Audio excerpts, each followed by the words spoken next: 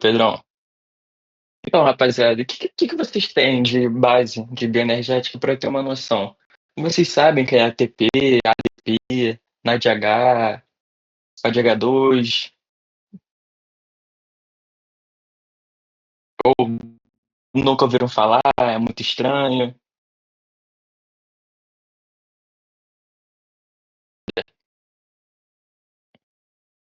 mais ou menos por alto. Então vamos dar uma relembrada para começar a falar de respiração solar. A nossa principal moeda energética é a o ATP, é a adenosina trifosfato. Mas a gente também tem o ADP e o AMP. Qual é a diferença entre eles? Adenosina trifosfato, adenosina difosfato e adenosina monofosfato. A diferença entre eles, né, dá para perceber a quantidade de fosfato. E o fosfato, ele é uma molécula muito energética, né. Então quanto mais fosfato, mais energia que a gente vai ter ali conjugada à adenosina. Então por isso que a gente chama o ATP. Eita,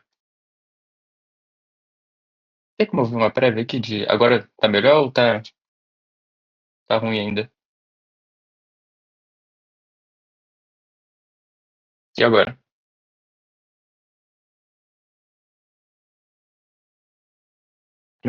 Melhorou? Tá, mas dá pra aparecer na apresentação. Enfim, qualquer coisa a gente vai assim mesmo, não sei porque aconteceu. Deixa eu tentar dar um zoom pelo menos.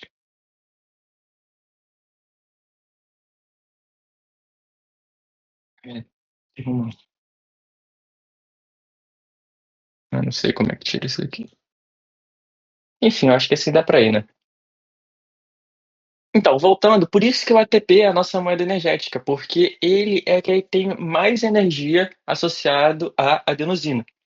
Então, é muito mais eficiente a gente usar o ATP do que o ADP e o AMP. Mas isso não quer dizer que a gente não usa eles, né. Porque quando você utiliza o ATP em uma reação, o que acontece? Você gasta um fosfato, então ele vira um ADP. E quando você usa o ADP, ele perde outro fosfato, ele dá outro fosfato para a reação, então ele vira o AMP. Outra coisa que é essencial para a gente entender antes de começar a ver respiração celular e fermentação, é ter bem claro o que que é uma reação de oxidação e uma reação de redução.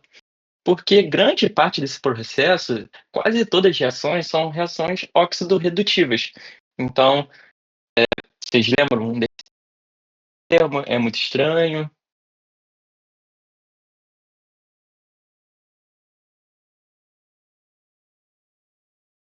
Então, o que que é uma reação de oxidação? E vocês acham que pode ser importante aqui nesse contexto, né? Porque a gente pode ver de diversas formas. Uhum.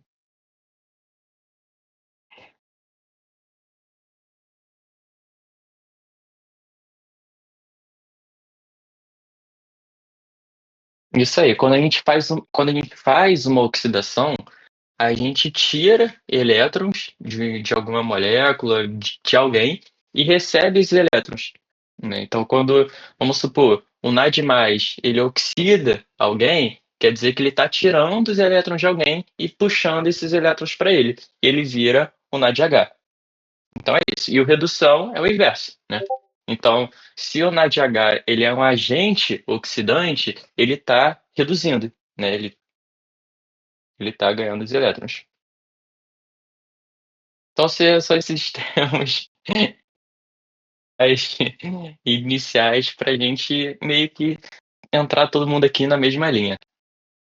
Então, a respiração celular como um todo, ela é composta por 3 ciclos: a glicólise, o ciclo de Krebs e a cadeia transportadora de elétrons. E a gente chama de respiração porque a célula meio que respira, ela utiliza o oxigênio para realizar por completo. Lembrando, é reação global, é reação global que depende do oxigênio. Mas a reação da glicólise, por exemplo, ela não depende de oxigênio, sabe, a gente vai ver aqui mais à frente. Então, o que que a gente está vendo aqui nessa imagem?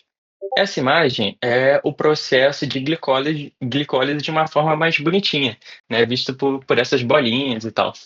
É, e ela é o metabolismo da glicose ao piruvato. São diversas reações que acontecem, né, ela é dividida em 2 fases, a fase de investimento como a fase de ganho.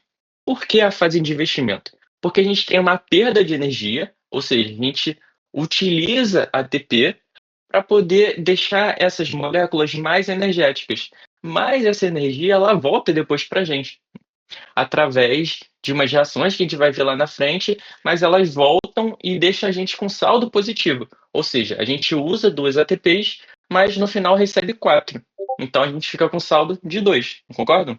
Então a gente tem uma fase de investimento, que a gente gasta energia para deixar essas moléculas mais energéticas, mas depois a gente tem a fase de pagamento, que a gente recebe, e recebe bem ainda, a gente recebe com lucro essa energia de volta.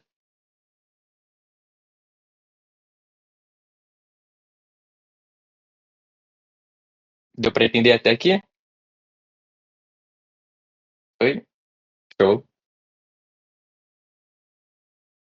show, tranquilo. Então, aqui a gente vai começar a aprofundar um pouquinho, ver umas etapas que são mais importantes para a glicólise. A primeira etapa, que é muito importante para a glicólise, é a sua fosforilação, né? A fosforilação da glicose é a primeira reação. Assim que a glicose entra na célula, ela sofre uma fosforilação. Por quem? Né? A gente tem uma enzima que chama ixoquinase, que catalisa a reação de conversão da glicose a glicose 6-fosfato, né, com a dependência de ATP. E vocês sabem por que essa reação é importante? Alguém já ouviu falar dessa fosforilação da glicose, dessa hexoquinase?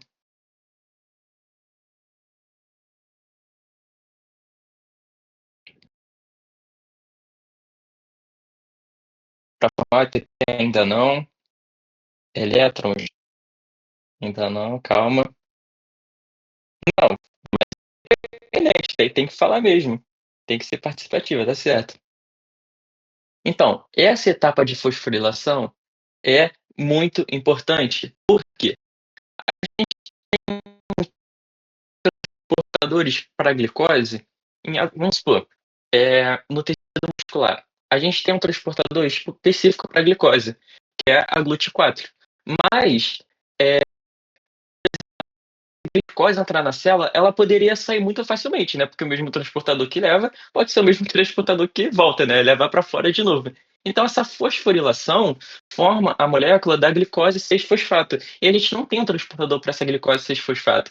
Então, isso faz com que a glicose ela se mantenha dentro da célula, dentro do tecido muscular, no caso, né? Deu para entender? Então, o ATP é o que a gente chama de moeda energética. Ela é uma molécula que tem 3 fosfatos e por isso ela tem muita energia, entendeu? Porque o fosfato é uma molécula muito energética. E essa etapa é muito importante, né, da fosforilação da glicose, porque a gente adiciona um grupo fosfato à glicose e impede que ela saia da célula, porque a gente não vai ter um transportador para essa molécula. Porque senão ia ficar nessa, ia entrar e sair, entrar e sair, entrar e sair.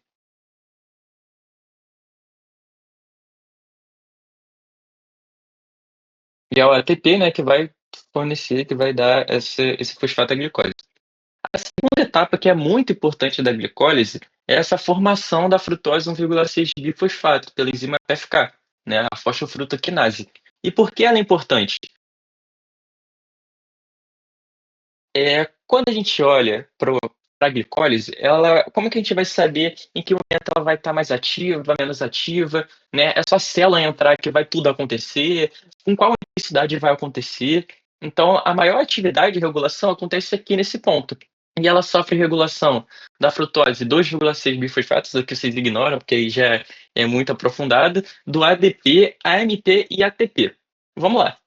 É, vocês não concordam comigo que a glicólise, ela vai acontecer num cenário ela vai começar a acontecer num cenário que a gente tem disponibilidade de glicose, ou seja, vamos supor, você comeu o seu pãozinho lá, você fez a digestão dele, eh, fez a quebra ali dos polissacarídeos, chegou a glicose.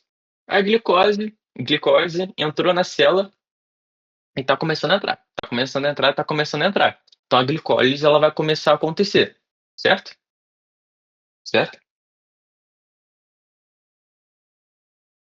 Então, beleza, vai começar a acontecer, enfim, e lá no final de tudo, vai começar a formar muita ATP, vai começar a formar ATP, ATP, ATP.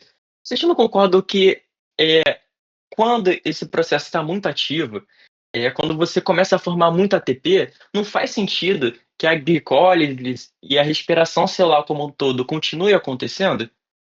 Então, altas concentrações de ATP vão inibir esse processo da glicólise. Deu para entender? Então é um dos reguladores, né. Só que aqui entra uma parada, vocês já viram velocidade de reação em química?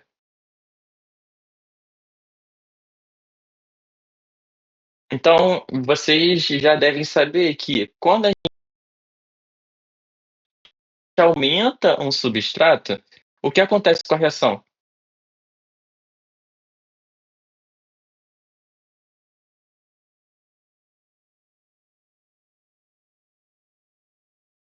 O que é? Quando a gente aumenta a ATP, que vai acontecer com a reação? Exatamente, a velocidade da reação aumenta e a gente vai formar mais produto, né. Só que o que eu acabei de falar? Eu acabei de falar que quando você acumula muito ATP, você inibe essa reação. Então qual o sentido disso? Alguém teria um palpite? Por quê? Da mesma forma que você aumenta o substrato, você aumentaria a velocidade da reação, mas se você tem muito desse substrato, você vai inibir a enzima. Qual o sentido disso?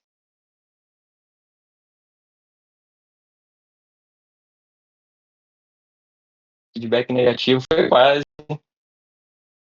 É um equilíbrio, mas tem um motivo bioquímico, e isso vocês tiveram isso na aula de enzimas, de maneira assim bem por cima.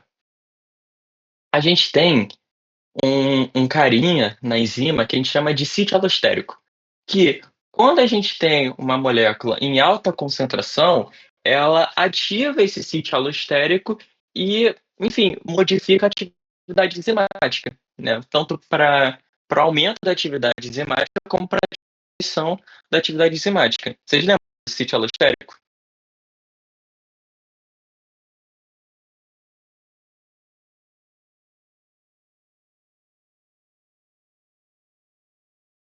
Então vamos dar uma relembrada desse sítio alostérico.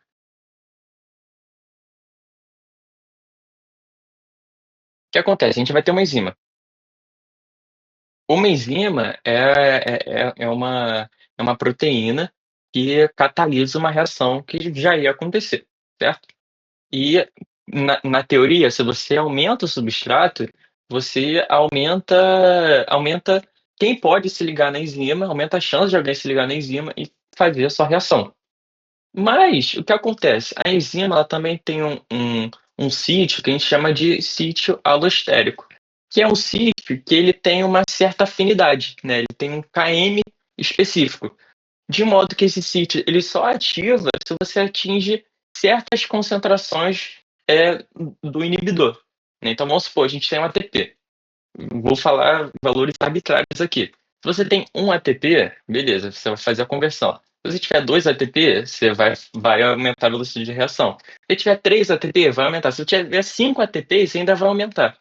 Mas se você tiver 10 ATPs, se você tiver muito ATP, esse sítio alostérico ele se ativa. E quando ele se ativa, ele atua inibindo a atividade enzimática. Deu para entender?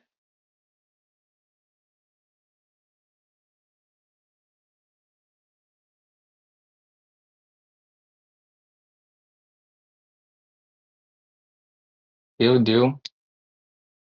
Não compreendeu muito? Que parte você não compreendeu muito? Claro. Foi tudo mesmo?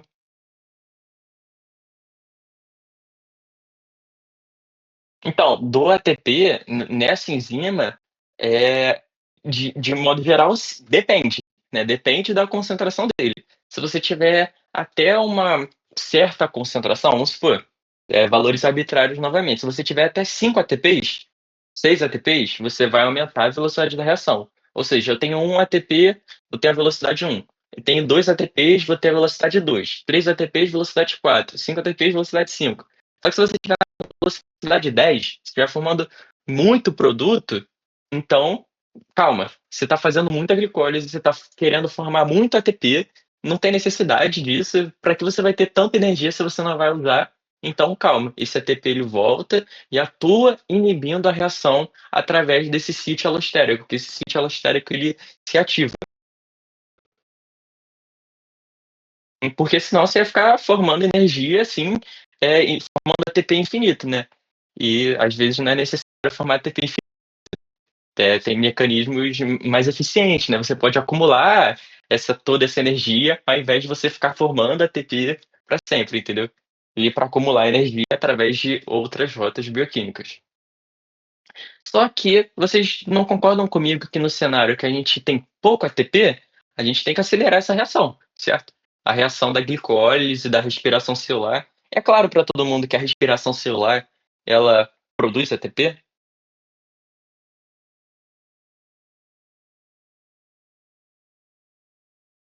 então, porque senão pode ficar meio confuso, né? É um processo que produz energia para o corpo humano. Boa, então tranquilo, então dá pra gente continuar. Então, quando a gente tem pouca energia, quando a gente tem pouco ATP, vocês não concordam comigo que esse processo ele tem que ser acelerado? Então, sintetizador de baixa energia, o que que seria? Quando a gente utiliza ATP, vocês lembram que eu falei? Quando o ATP ele atua numa reação, ele libera o fosfato e forma ADP, e quando esse ADP ele atua numa reação, ele libera o seu fosfato e forma AMP. Então, se você tem muito AMP, por exemplo, o que quer dizer? Que você já usou muito ATP. Então quer dizer que você tem pouca energia. Então isso é um que atua estimulando a reação. Foi?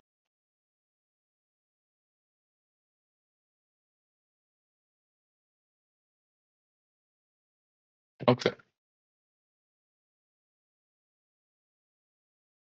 Aqui é uma fase que, aqui a gente já está vendo o processo geral da glicólise, desde a glicose até essa fosforilação, até a formação do piruvato.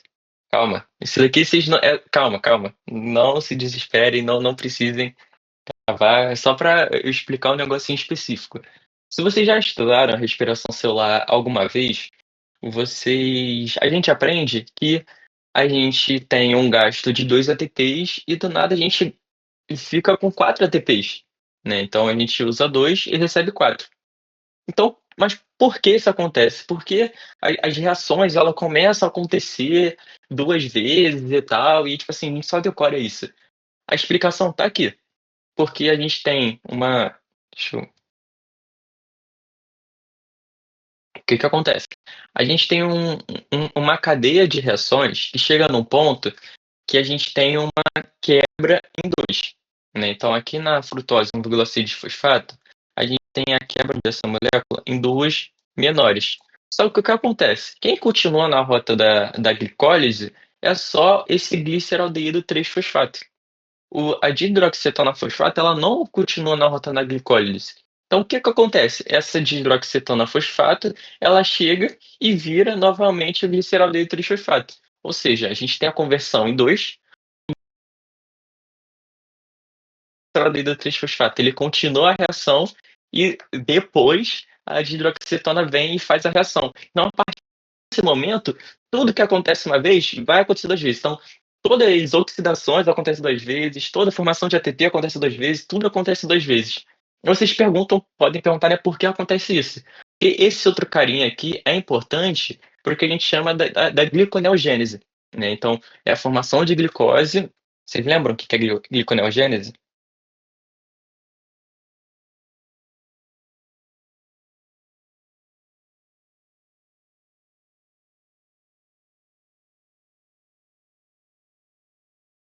Já dei uma diquinha, a formação de glicose por isso daí, por outros compostos. Isso. E o que acontece? Os lipídios, por exemplo. Os lipídios, eles são formados, né, os lipídios que a gente estoca, né, são os triglicerídeos. Quando esses triglicerídeos são quebrados, eles formam 3 ácidos graxos livres, mais um glicerol. Esse glicerol, ele entra, né, para poder formar energia aqui. Ele sofre umas reações aqui e tal, e depois ele forma a dihidroxetanofosfato, para poder também percorrer esse restante da glicólise, entendeu?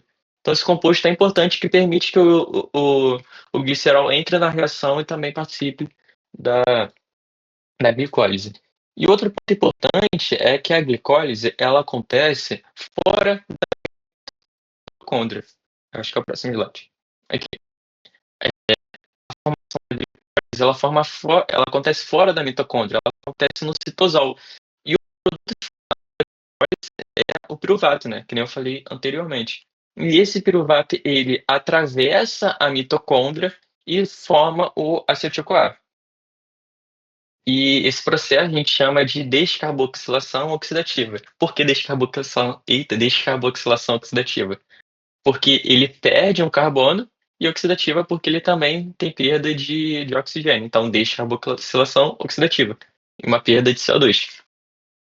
E esse piruvato entra na mitocôndria para formar acetil-CoA, que é o composto que ele entra ali no ciclo de Krebs, né? Dá o primeiro substrato para poder acontecer o ciclo de Krebs. Até aqui, beleza, foi glicólise. A glicólise, ela é um processo de conversão da glicose a piruvato, que a gente tem gasto de energia inicialmente, sim, mas no final a gente tem um saldo positivo, né? O nosso saldo é de 2 ATPs, mas a gente gasta 2 e produz 4. Não, isso aqui é horroroso, mas a gente não precisa se atentar muito a esses compostos. O que a gente precisa, a única coisa que a gente precisa entender de ciclo de Krebs, que são reações de descarboxilações, né, ou seja, de oxidativas, que tem como objetivo acumular os elétrons nos carreadores. Que carreadores são esses? O NAD+, e o FAD. Então, é só isso o ciclo de Krebs. Então são várias reações aqui que a gente vai ter, perda de CO2, vai ter a chegada, né, do NAD+, vai pegar os elétrons, e é isso. Você só vai ficar acumulando os elétrons no NADH, que vai servir lá para o último processo, que é a da fosforilação oxidativa. Então isso daqui é aterrorizante e tal, mas é isso, é só uma forma do corpo fazer a conversão da energia que tinha lá na glicose, ele pega essa energia através dos elétrons.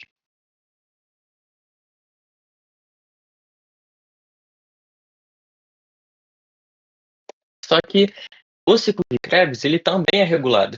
Lembra que eu falei lá no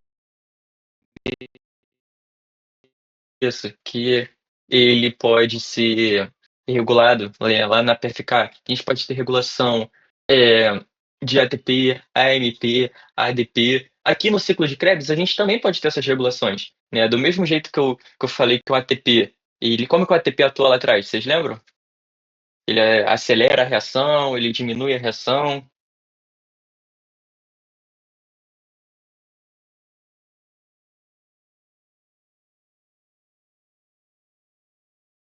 Isso daí. Ele acelera a reação, mas em alta concentração ele diminui. Se a gente está formando muito ATP, ele diminui. E é a mesma regra para o ciclo de Krebs. Por quê? Se a gente tem alta ATP, quer dizer que a respiração celular como um todo está acontecendo em excesso. E não é interessante a gente ter algo em excesso no nosso corpo, né. Então, esse ATP ele vai atuar em diversas fases da respiração celular, né, então vai atuar lá na glicólise, vai atuar no ciclo de Krebs, inibindo essas reações para poder voltar ao a homeostase, voltar ao equilíbrio. E a mesma coisa funciona para o ADP e AMP. Ou seja, o ADP e a AMP vão atuar estimulando esse ciclo de Krebs. Se a gente tem se a gente tem cálcio, por exemplo, altas concentrações de cálcio, vocês imaginariam em que situação a gente teria altas concentrações de cálcio em algum tecido? Vocês já viram isso?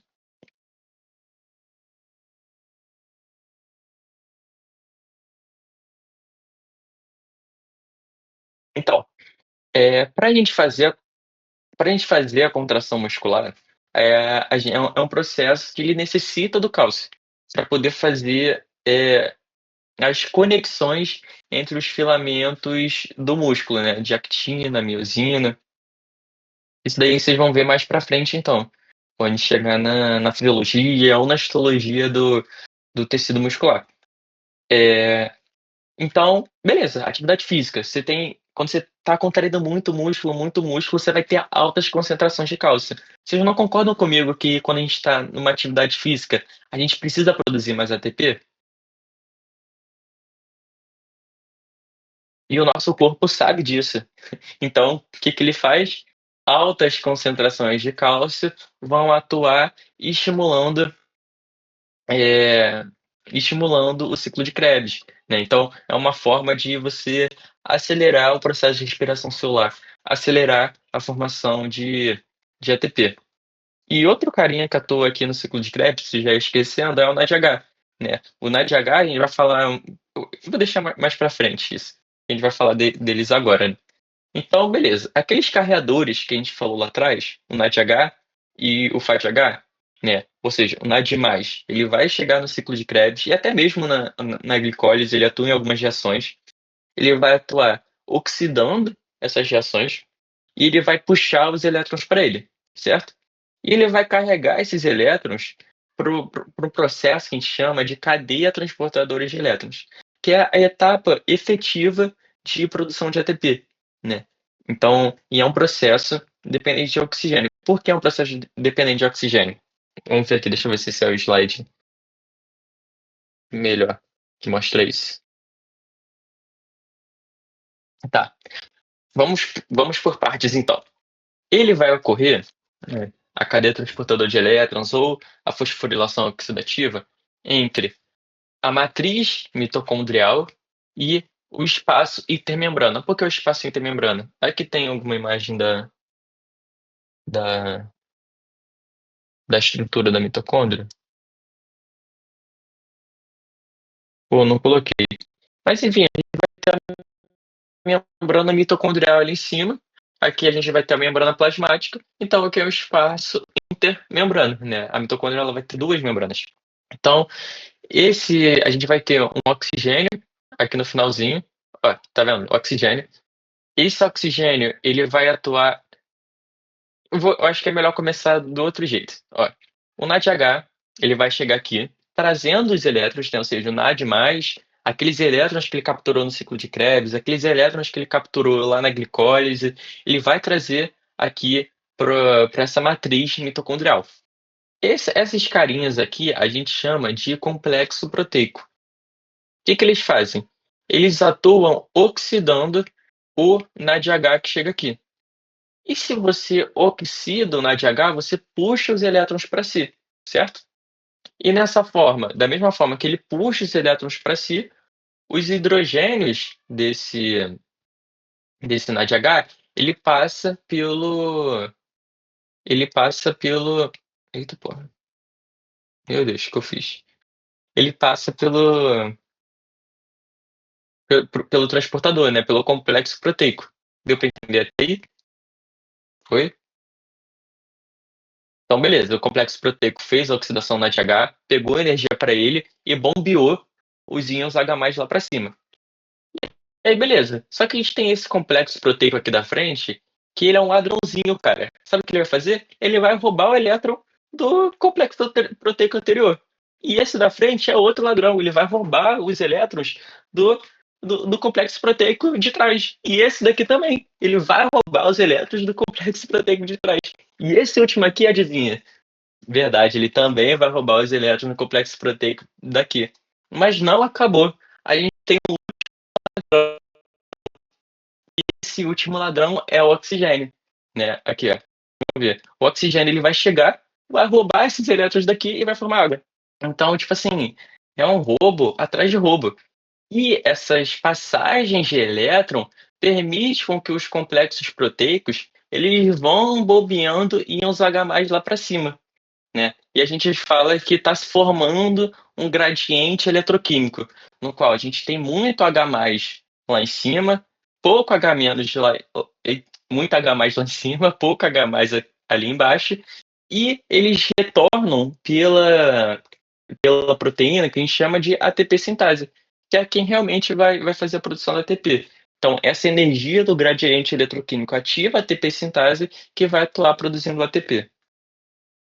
Isso, o oxigênio é receptor final por causa disso. E a gente vai entender porque ele é muito importante nesse processo. Porque o processo ele depende de oxigênio. Então aqui, só para facilitar o estudo de vocês, eu deixei escrito aqui, né, bem escrito. Então o primeiro complexo ele vai oxidar o NADH e fica com seus elétrons. E consequentemente, né, ele obtém essa forma reduzida. Os complexos adjacentes, ou seja, das frentes, eles vão possuir um maior potencial oxidativo e roubar os elétrons anteriores, fazendo com que haja sua passagem entre eles. E o oxigênio ele vai atuar oxidando o último complexo, ou seja, roubando os elétrons do último complexo e formando H2O. A formação do gradiente. Nossa, ficou bonitinho.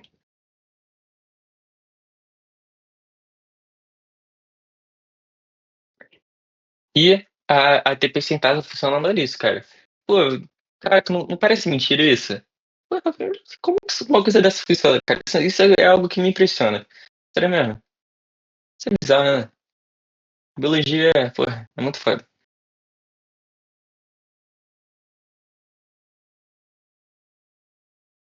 Ó, e aqui eu botei a figura específica, por quê? Que é só para mostrar que a gente tem duas subunidades de ATP sintase. Então, tipo, algo mais complexo, né? Não sei se alguém vai fazer uma prova específica e tal. Então, a ATP sintase não é uma proteína só e valeu. Ela tem subunidades diferentes que vão catalisar as reações de maneira diferente. Quando eu falo catalisar, algo que fica claro para vocês?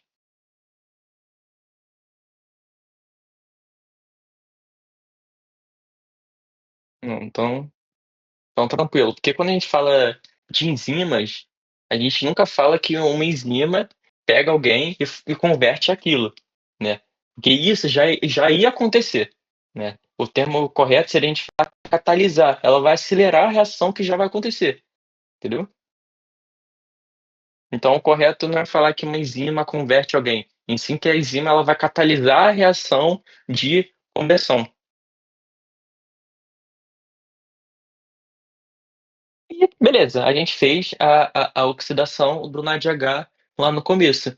Lembra que tem uns FADH2, tem uns FAD+, aqui no ciclo de Krebs, a gente tem o FAD+, que ele também atua, oxidando algumas reações, né, então ele também traz os elétrons consigo. E o FADH2, ele é oxidado num complexo proteico diferente do NADH, né, então ele é oxidado no complexo posterior ao NADH. Isso faz que ele tenha um potencial menor de produção de energia. Vocês não concordam comigo que o NADH, que é oxidado aqui na frente, ele percorre muito mais complexos proteicos, né, seus elétrons percorrem muito mais complexo proteico e por isso tem uma capacidade maior de jogar íons H+.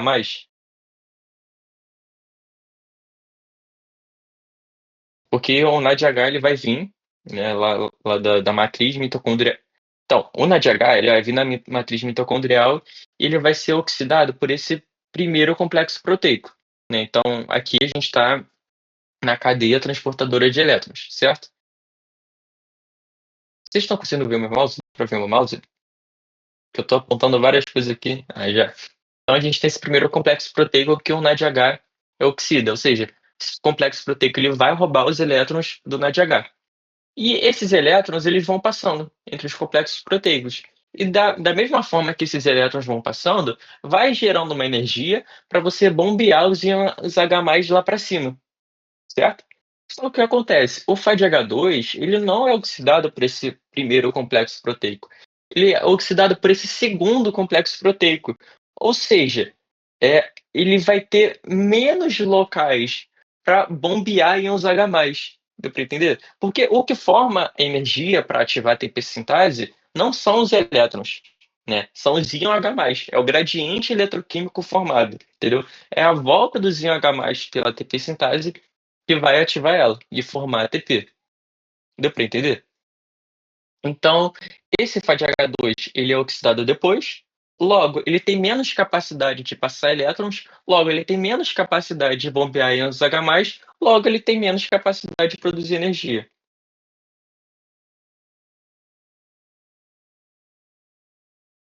Deu pra entender? Ah, eu esqueci de falar, essa imagem me lembrou, mas o ATP ele é formado, né, a ATP citase ela catalisa uma reação de conversão do ADP, então a gente tem as moléculas de ADP, que quando você adiciona um fosfato, ele vira um ATP.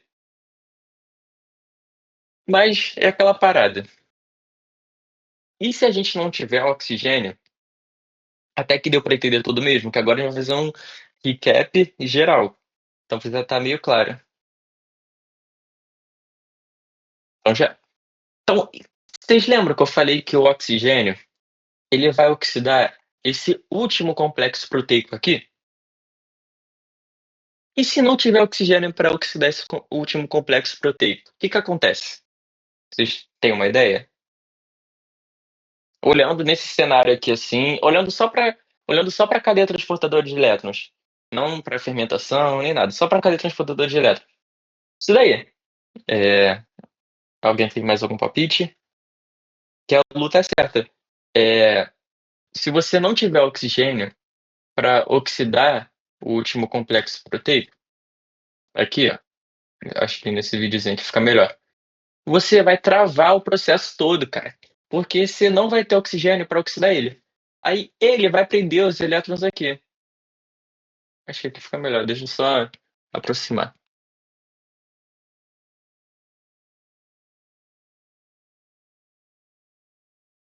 Aqui, ó. Então o oxigênio, ele não vai roubar esses elétrons para ele.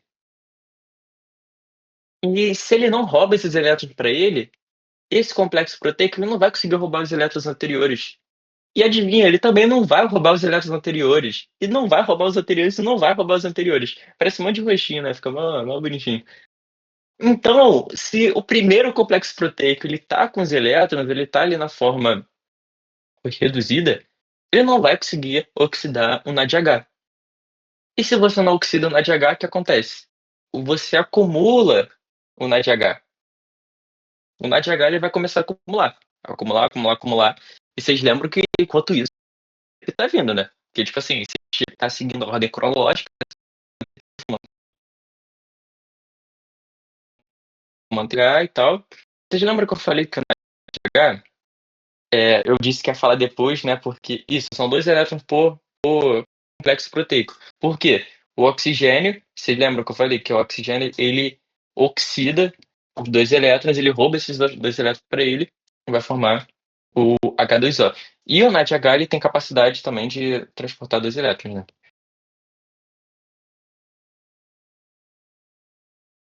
Então, você vai acumular o NADH, que é os carregadores de elétrons. Então, vocês não concordam comigo se a gente tem muito NADH se acumulando, e meu Deus, não tem oxigênio, não tem como fazer ATP, tá tudo engarrafado, o que que eu vou fazer? Cara, você vai desacelerar o processo. Você vai começar a inibir, vai começar a inibir. E é isso que acontece. O NADH, ele vai atuar em reações específicas do ciclo de Krebs, que vai gerar uma inibição. E, cara, você vai começar a inibir tudo. Meu Deus do céu, aí você vai inibir. Você vai inibir o ciclo de Krebs, aí você vai tem compostos de ciclos de Krebs que vão atuar inibindo a PDH, que é a enzima que pega o piruvato e forma o acetil-CoA. Mas isso daqui tá, não precisa decorar isso aqui não, que foi para outra aula que que eu usei. Mas enfim, o NADH ele também vai atuar inibindo. De onde vem o NAD? O NAD ele é produzido, pelo corpo mesmo, ele é um carregador de elétrons. Então, tipo, uma molécula que a gente chama de coenzima, né, porque para a enzima funcionar, ela vai precisar dele, né, para ela poder fazer as oxidações e tal. E esse NAD+, ele vai atuar sobre a reação, oxidando e puxando os elétrons para entender. Mas é meio aleatório, não tem muita importância de onde veio ele. Ele vai se reutilizando, né, a gente não fica produzindo a todo momento. ele não morre, enfim, ele não some, não é consumido. Porque a todo momento a gente oxida e a gente reduz ele. A gente oxida ele, reduz ele, oxida ele, reduz ele. Então a gente fica reutilizando. E aí, cara, que nem eu tô falando, você começa a inibir tudo. Meu Deus do céu, o que você faz? Aí você inibe a formação de acetil-CoA. Então, se você inibe a formação de acetil-CoA, você vai começar a aumentar as concentrações de piruvato. Só que vocês lembram que a glicólise também, ó, tá começando a ficar meio mal. E você começa a aumentar as concentrações de piruvato e você. Deixa eu tirar o zoom agora, para dar para ver o contexto todo, né? E aí você vai começar a produzir o lactato, né, através de um processo que a gente chama de fermentação lática. Então, o que acontece?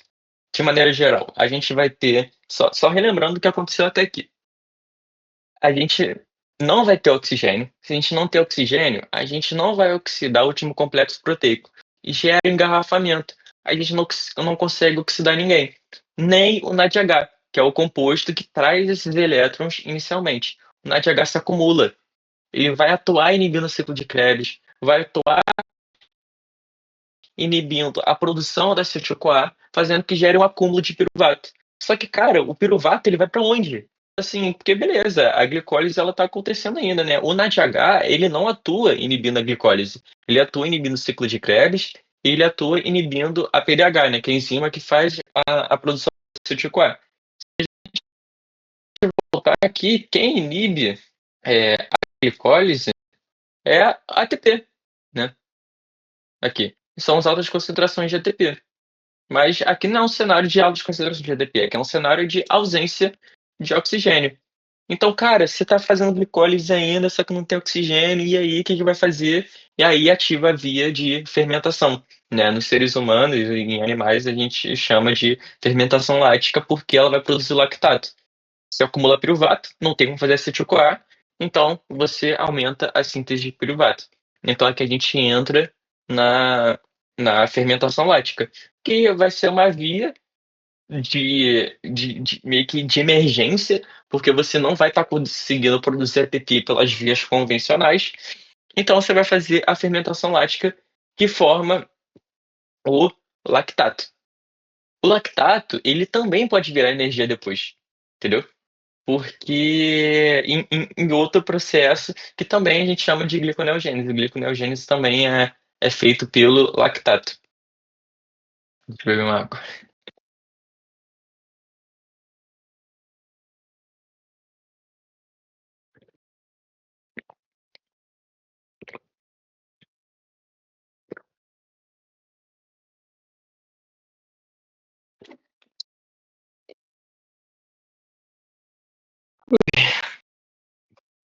Só que o que acontece? Nessa reação, a gente. Vocês lembram que eu falei que a gente tem algumas reações da glicólise que a gente também usa o NAD+?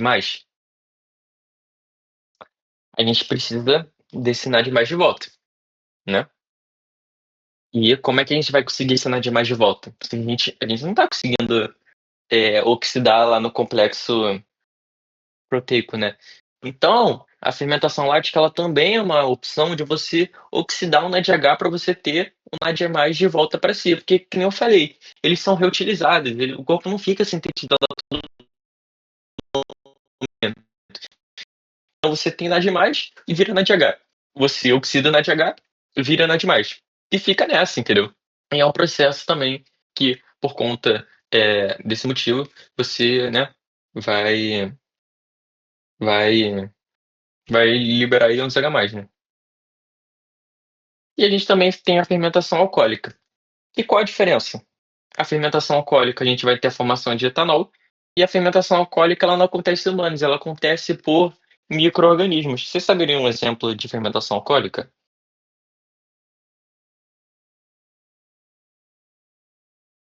Pão, boa, vinho.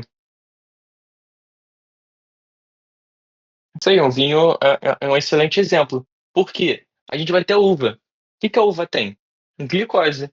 Se você coloca a uva na presença de micro-organismos e na presença de baixo oxigênio, ele vai pegar essa glicose vai passar pelo processo de fermentação alcoólica e vai formar o etanol. Pô, muito maneiro, né. Pô, na nutrição é maneiro que a gente faz várias paradas, eu tive que estudar várias bebidas, produção de várias bebidas, pô, destilado, eh, fermentado, retificado, mó doideira. Então, cachaça também, cachaça é da cana, né. A cachaça específico é da cana. E aí tem que ser de origem brasileira, né. Se não for brasileiro, a gente chama de aguardente. Com fermentação natural também, isso aí. Só que é aquela parada, a gente tem um outro ponto ainda. Se a gente tem oxigênio, certo? A gente não vai ter fermentação. Vocês lembram que eu falei que na glicólise, pra gente ter a ó, antes de tudo, a gente tem que lembrar que a glicólise, ela acontece aonde? Vocês lembram?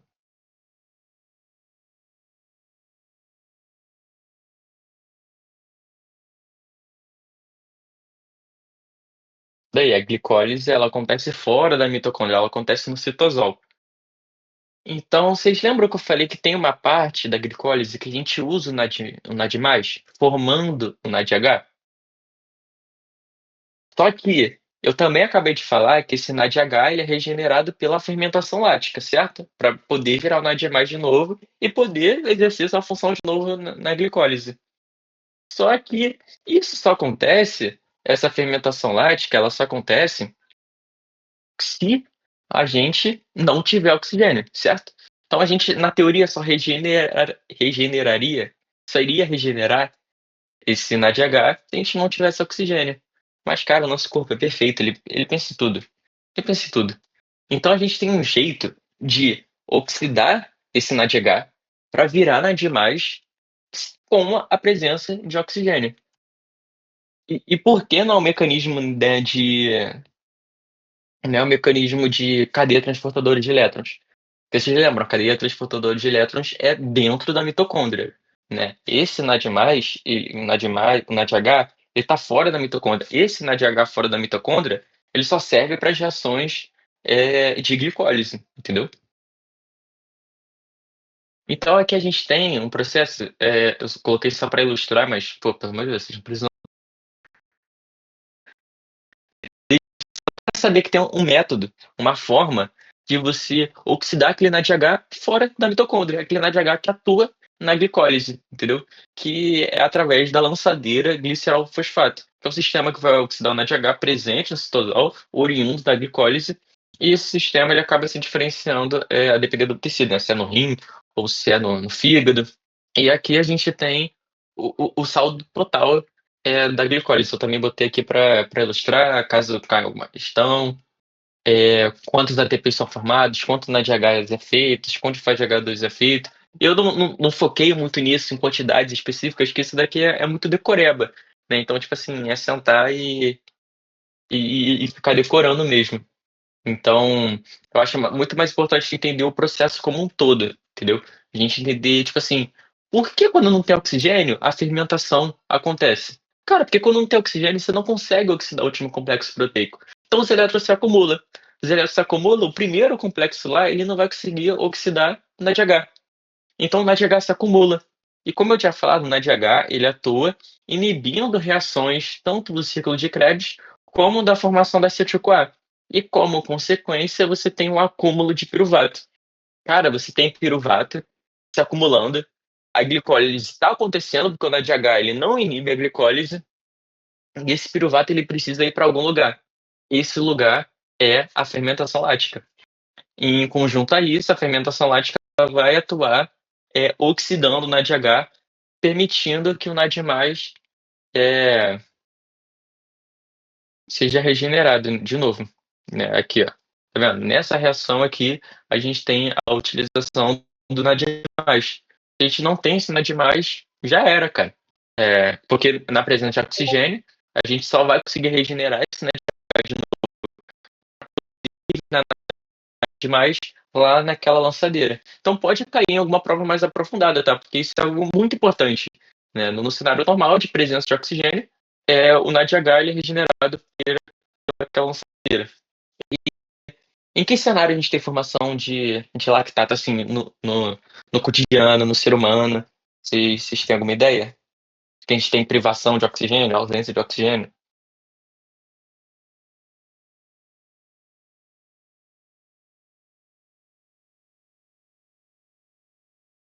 Não sei, falta oxigênio no músculo, exatamente. Quando a gente está fazendo atividade física, a tendência é que o oxigênio ele vai diminuindo, então a gente vai produzindo, vai tendo menos respiração celular e o músculo ele começa a fazer a fermentação lática, que é a formação de lactato. Esse lactato depois ele volta para produzir energia, entendeu? Só que é um processo mais lento e ele não produz o mesmo tanto de energia. Mas a gente consegue se manter ali fazendo exercício e tal, porque o lactato volta e pela presença e por ativação de outras vias lá, né, da glicogenólise.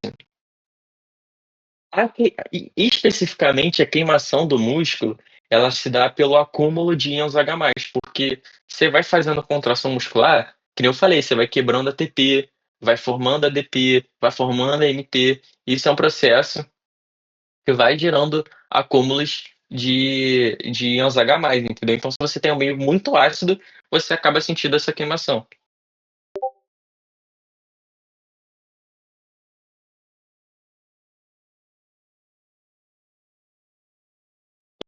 E a aula de hoje foi isso. Vocês têm alguma dúvida? Quer que eu volte em algum lugar? De alguma maneira algo não ficou claro?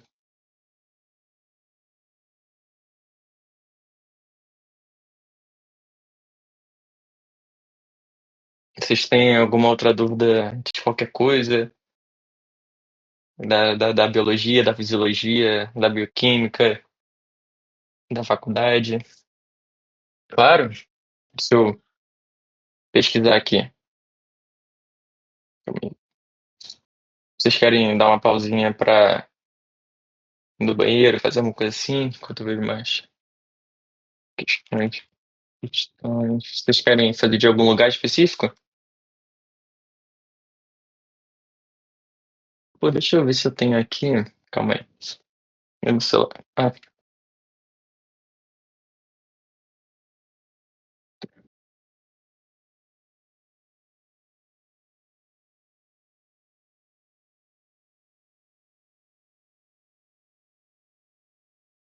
a questão com esse remédio para emagrecer, como? Ele inibia a produção de ATP, produção de energia. Hoje em dia, os remédios de emagrecer que estão na moda já são os análogos ao GLP-1. Vocês sabem como funciona? Fala.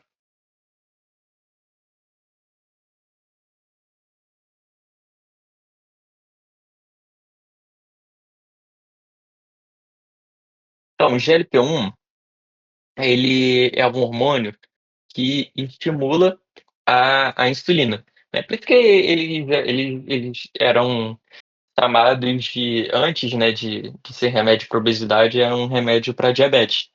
Por conta disso, porque eles são análogos do GLP-1, ou seja, eles são muito parecidos com o GLP-1, eles conseguem confundir o corpo imitando o GLP-1. Então, calma aí, rapidinho. Então eles acabavam estimulando a insulina, sim, mas o GLP-1 ele também atua em algumas outras vias. Isso, o Ozempic é assim, o Saxenda é assim. Eles diferem um pouquinho entre si, mas são análogos do GLP-1. Outra coisa que o GLP-1 faz, o que acontece? O GLP-1 ele é secretado pelo intestino quando a gente tem a presença de aminoácidos e das menores partes dos carboidratos, né? De glicose, por exemplo, e de carboidratos como um todo também. E quando esses estão presentes ali no intestino, quer dizer o quê? Vamos supor, num cenário normal, num cenário fisiológico, você comeu, você está fazendo a digestão, e aí você estimula o GLP-1 para ele atuar sensibilizando o pâncreas na sinalização da insulina. Então, primeiro você estimula o GLP-1 para poder sensibilizar o pâncreas a produzir insulina. Por quê? Para você produzir insulina efetivamente, você primeiro precisa ter a presença de glicose no pâncreas, e a glicose faz meio que um ciclo de Krebs no pâncreas e ativação de ATP. Enfim, tem todo um mecanismo lá que faz a produção da insulina, é algo um pouquinho mais demorado. Então, essa presença desses nutrientes no intestino delgado ali, de forma direta, já estimula esse GLP-1, que vai sensibilizar o pâncreas, ou seja, vai facilitar esse processo, no cenário fisiológico. Então, se a gente tem vários nutrientes no intestino delgado, vocês não concordam comigo que a gente tem que desacelerar o que vem antes, ou seja, desacelerar a atividade digestiva? Porque se a gente comeu, está começando a descer muito, se você não desacelerar, filho, vai tudo direto e já era, diarreia, não vou conseguir absorver, digerir nada. Então é o que a gente chama de feedback negativo ou retroalimentação negativa.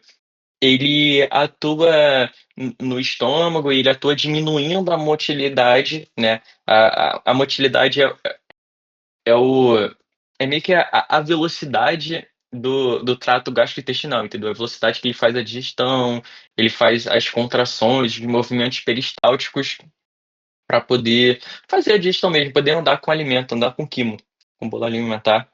Então o GLP-1 ele atua, diminuindo essa atividade, né, essa motilidade gastrointestinal. E quando você diminui essa motilidade gastrointestinal, faz com que você acumule alimentos no estômago. Se você acumula alimentos no estômago, aí entra outro hormônio. A gente tem um hormônio que é chamado de grelina. Essa grelina, ela é estimulada quando o estômago está vazio, ou seja, quando a gente não tem comida no estômago, ele está menorzinho e isso é um fator que estimula a grelina. Só que acontece, quando o estômago vai aumentando, quando você vai se alimentando e aumentando, aumentando, você inibe a produção de grelina. E a grelina é um hormônio que atua estimulando a saciedade. Ou seja, inibe a grelina, você tira. É, é, calma, eu falei estimula a saciedade? Desculpa, falei errado. A grelina ela atua estimulando a fome, atua estimulando o comportamento de ingestão alimentar. Se você inibe a grelina, você tem a saciedade. E o que acontece? Se você está fazendo feedback negativo, se você está diminuindo essa velocidade de digestão, você gera um acúmulo de alimentos por mais tempo. Então, por mais tempo, você inibe a grelina e por mais tempo você tem saciedade.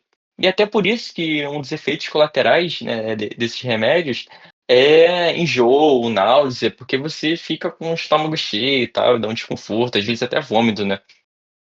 E além disso, o GLP-1 também vai atuar no sistema nervoso central, diminuindo a fome de maneira central mesmo, né, de maneira, eh, neurológica, né. Mas enfim, são vários mecanismos, tá vendo, é algo meio complexo, tipo assim, pode ficar muito voado porque vocês não tiveram isso ainda, né, não tiveram fisiologia, nem neuro, nem gastrointestinal, nem endócrina. Então, tipo, acaba ficando coisas muito vagas, muita informação e tal, mas de maneira bem geral, o GLP-1 ele diminui a atividade do intestino, faz com que você fique com mais tempo o alimento no intestino e no estômago, isso faz com que você fique saciado, entendeu?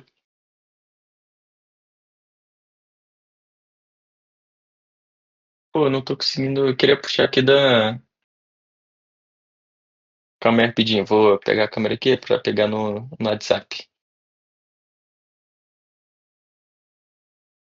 Eu vou pegar da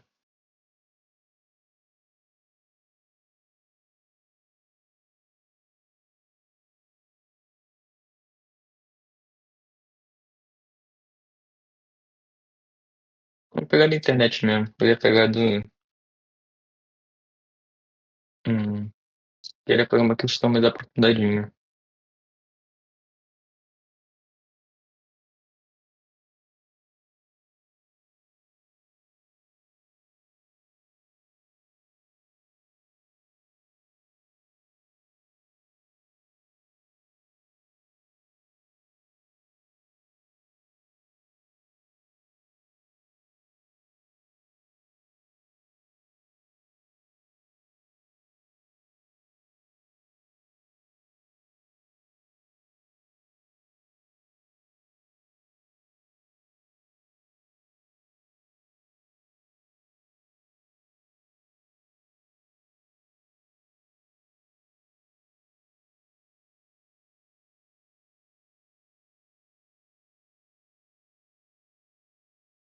Pô, muita coisa.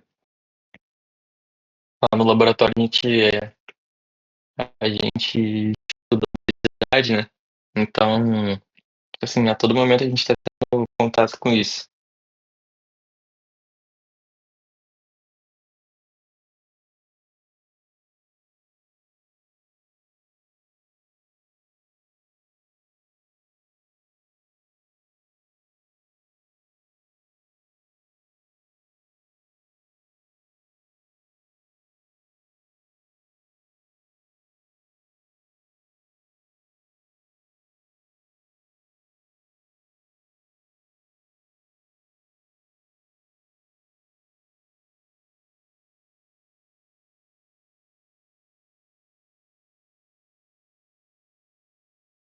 Quando vocês voltarem, deixa eu mandar aqui no chat.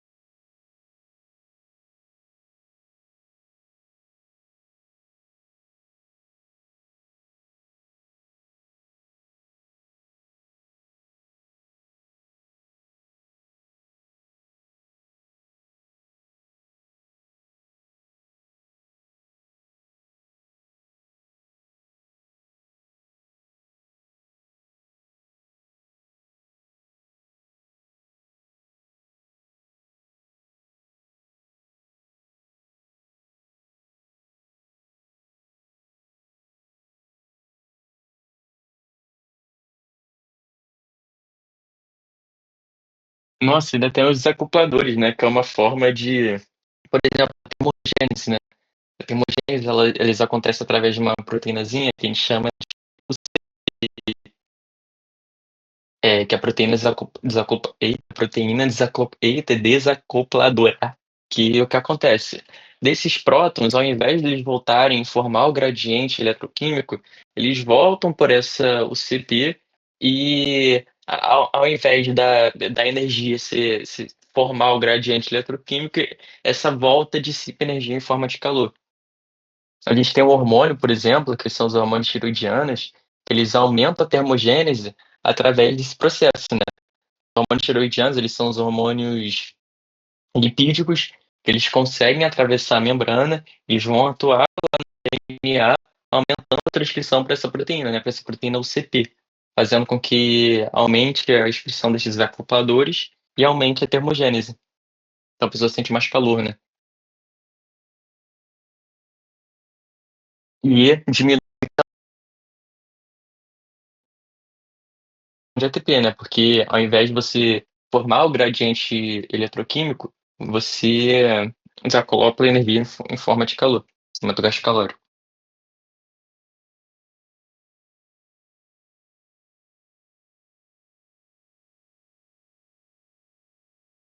A nossa questão aqui é outra coisa, né? Se eu ler aqui.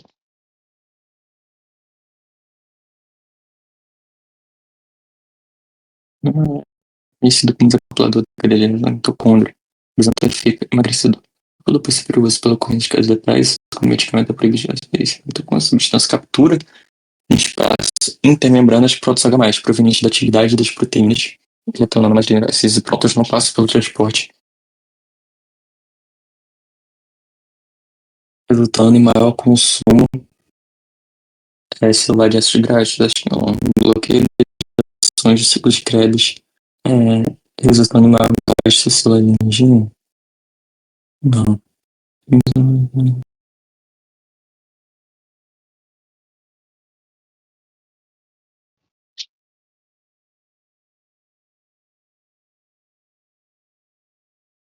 Aquela coisa impede a volta pelo diminui a volta.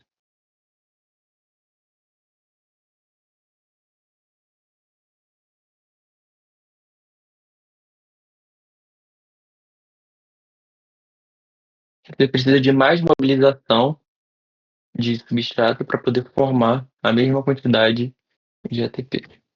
Redução da cadeia respiratória, uma função gráfica. Não sei, não. Cara, acho que ele é mínima líder glicólise, diminui a produção de acetil CoA, não diminui a produção de acetil CoA, não bloqueia as reações de Krebs,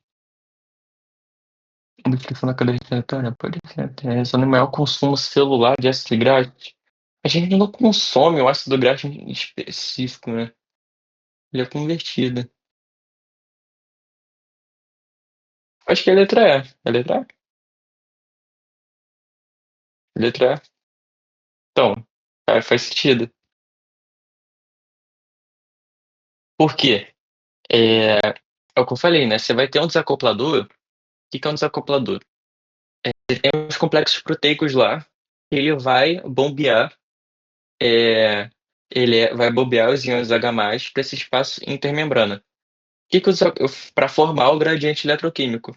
O desacoplador, ele rouba esses íons H+, e tipo assim, manda para o espaço. Tipo assim, não manda pro gradiente eletroquímico, entendeu? Então, ao invés de formar o ingrediente eletroquímico, ele pode dispersar energia de outras formas, né? Uma dessas formas é a forma de calor. Então, o que acontece? Para você ter a mesma quantidade de ATP formada, você vai ter que ter mais mobilização de substrato, certo? Faz sentido?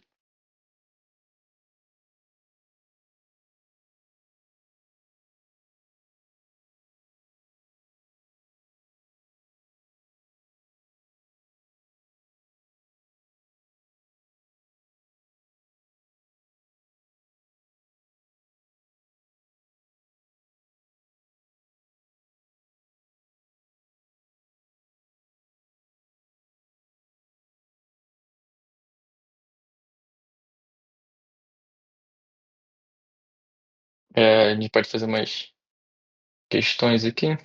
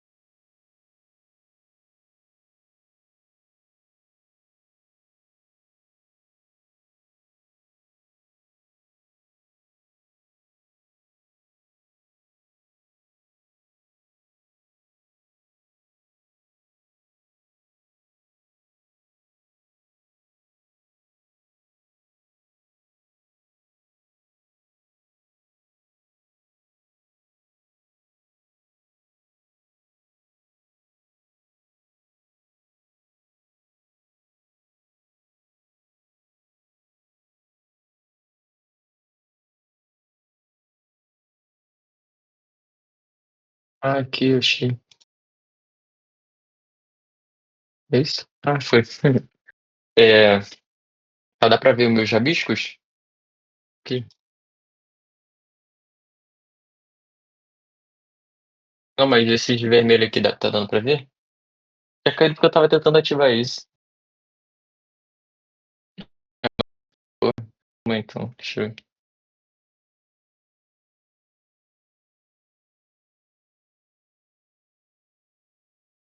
Hum, desculpa pelos erros técnicos.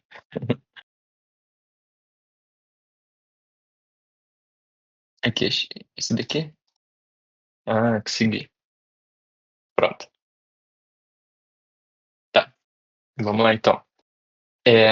No gráfico a seguir, observe se a produção a partir de T1, tempo 1,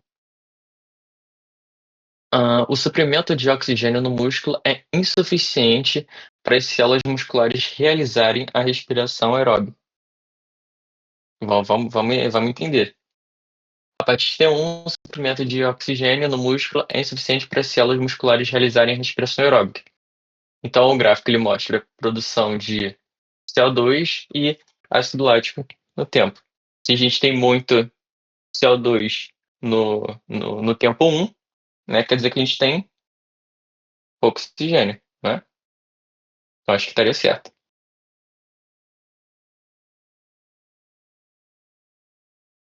E o que é mostrado também, né, pelo aumento do ácido lático, né? Porque o ácido lático, a fermentação lática, ela vai começar a acontecer quando você tem insuficiência de oxigênio. Então aqui você poderia ver de 2 formas, né? No tempo 1, você tem altas concentrações de CO2. Então, se você tem altas concentrações de CO2, você tem baixas concentrações de oxigênio, aumentando ali seu consumo de ácido lático, você está diminuindo também o seu consumo de O2, né? É uma consequência do baixo consumo de O2. O CO2 produzido em ar é um dos produtos da respiração aeróbia durante o processo de produção de ATP, sim, pelas células musculares. Eu falei merda então, né? Tipo, não, agora eu entendi, os gráficos eles não são em conjunto, né? São coisas diferentes. É só T0, eu acho, né? Eu entendi, é só T0, então, e só T1.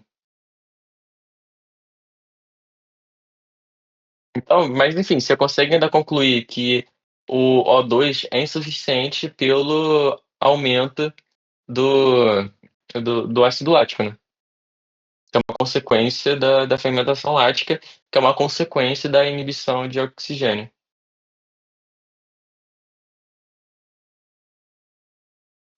O CO2 produzido em ar é um dos produtos da respiração aeróbia durante o processo de produção de ATP. Vocês lembram que eu falei daquelas descarboxilações, daquelas oxidações? Quando a gente tem a retirada de elétrons, a retirada de elétrons ela é acompanhada pela saída do oxigênio, né? E o oxigênio ele sai dos compostos sob a forma de CO2. Então, quando a gente fala que a pessoa emagrece, por exemplo, a pessoa está emagrecendo, ela está gastando mais energia que ela consome, a gente meio que diz que ela emagrece pelo respirando, né? Porque sai pela respiração essa energia dela. É um produto, né, da respiração celular vai ser o CO2. Então, 1 certo, 2 certo, 3. Eh, em A, as células musculares estão realizando respiração aeróbica. Em B, um tipo de fermentação. Hã, sim, né? Sim. Sim, em A, as células musculares estão realizando respiração aeróbica, em B, um tipo de fermentação. Sim, né, fermentação lática.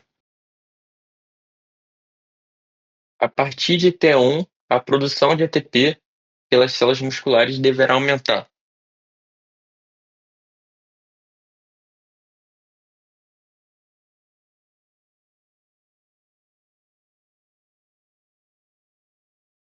Não.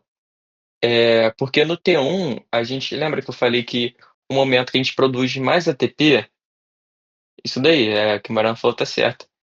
Eh, a produção de ATP na quarta, a produção de ATP deve diminuir, sim, porque na T1 a gente tem um aumento de ácido lático, né, se a gente tem um aumento do ácido lático, quer dizer que a gente está tendo um aumento da fermentação.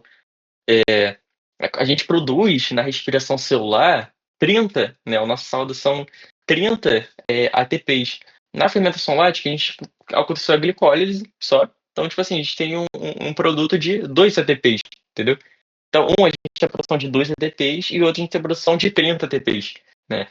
Então, sim, a partir de T1, a produção de ATP pelas células musculares deverá diminuir, né. Então por isso que está incorreta a 4.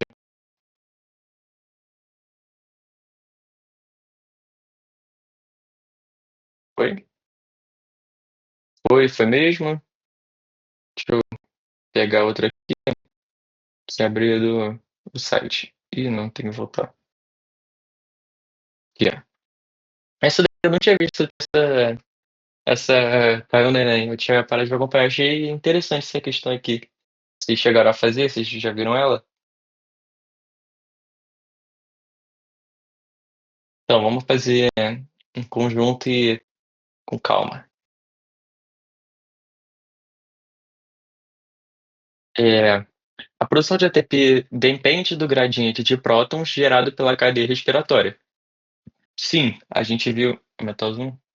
Hum,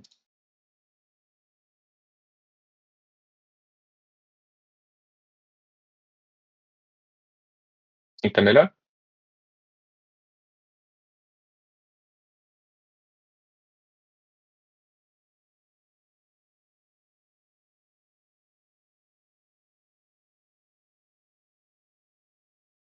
Tá melhor, só mudou na minha tela. Não sei. Mudei também na imagem? Ah, fechou então. A produção de ATP depende do gradiente de prótons gerados pela cadeia respiratória.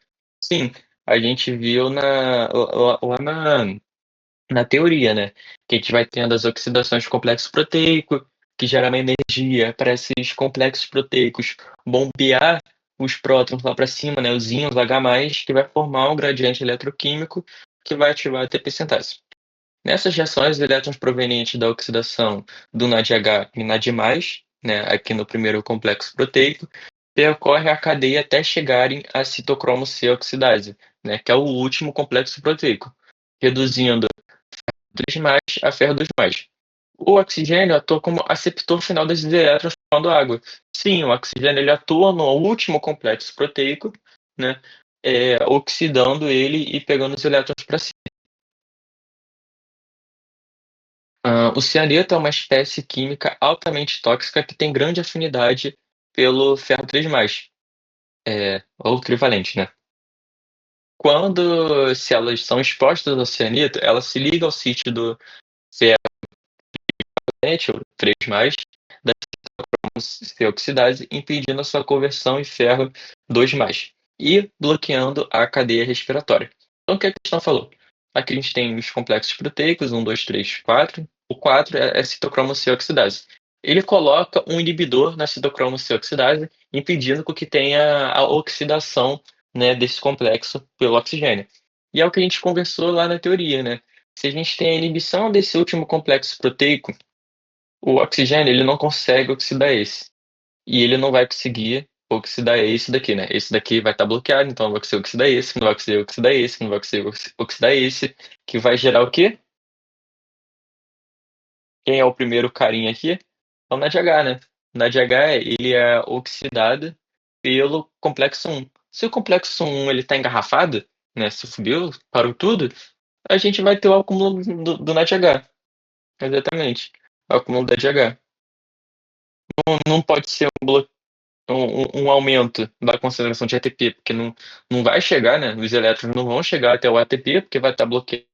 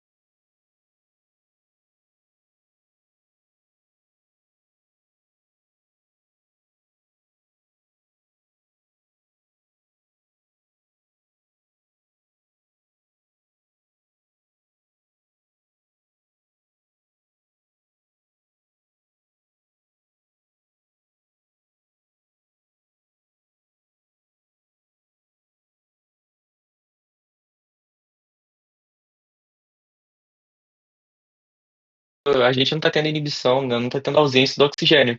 Mas é como se fosse isso, né, porque, meio que esse complexo aqui, né, que é o citocromo C oxidase, ele está meio que entupido, né, então se ele está entupido por um inibidor, né, o inibidor está inibindo que seja oxidado, né, enfim, fazendo que haja conversão do ferro, esses elétrons aqui, eles não vão poder ser oxidados por esse. E esse daqui não vão poder ser oxidados por esse. E lembra que eu falei que eles são ladrões, que eles amam roubar os elétrons do outro? Mas eles não vão poder roubar porque eles já estão entupidos, entendeu? E não vai roubar esse, não vai roubar esse. E se esse daqui está entupido, ele não vai conseguir oxidar o NADH, ele não vai conseguir pegar os elétrons NADH para ele, porque os elétrons dele, ele já está entupido, entendeu? Então faz com que a gente tenha um acúmulo do NADH. Deu pra entender?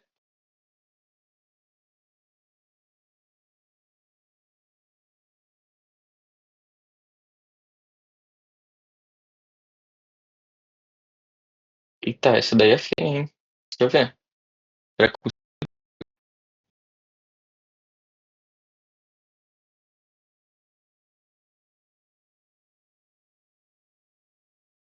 consigo ver? Isso daqui até me deu medo. Não, eita, fui pro slide.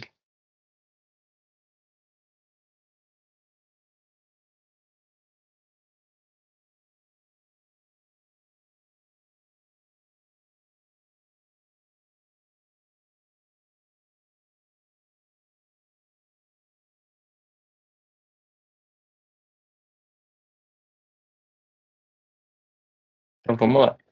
Normalmente, as células do organismo realizam a respiração aeróbica, na qual o consumo de uma molécula de glicose gera 38 moléculas de ATP, aí no totalzão, né.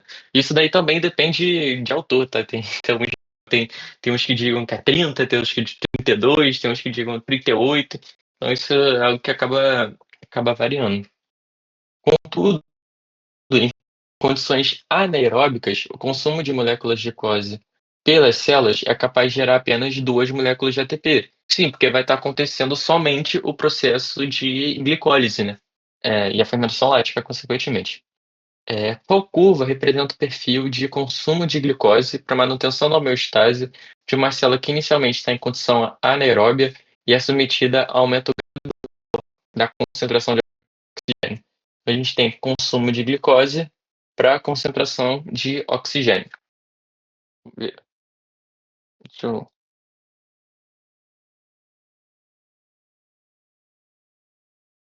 Então vamos lá. O que a gente tem que esperar para manutenção da homeostase de uma célula que inicialmente está em condição de anaeróbia? Se ela está em condição anaeróbia, que acontece? Para você ter um nível de ATP, para você produzir ATP, vamos supor, você está com oxigênio, uma glicose está produzindo 38 ATPs. Se você cai a produção de ATP para 2, você não concorda comigo que você tem que multiplicar glicose por 19? Deu para pegar o raciocínio? Ih, cara, vocês não estão vendo. Vocês estão vendo o slide ainda? Caraca, agora que eu vi. Eita, tô com a questão aberta aqui no Matorange, calma aí. Calma aí, erros técnicos, desculpa.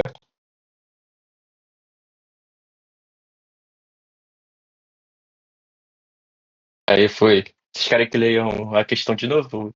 Peraí,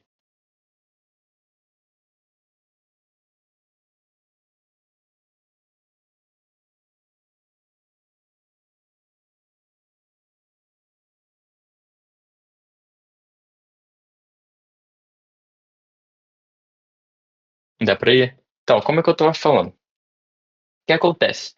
A questão ela tá falando de um cenário, tá? Deixa eu abrir a janela aqui.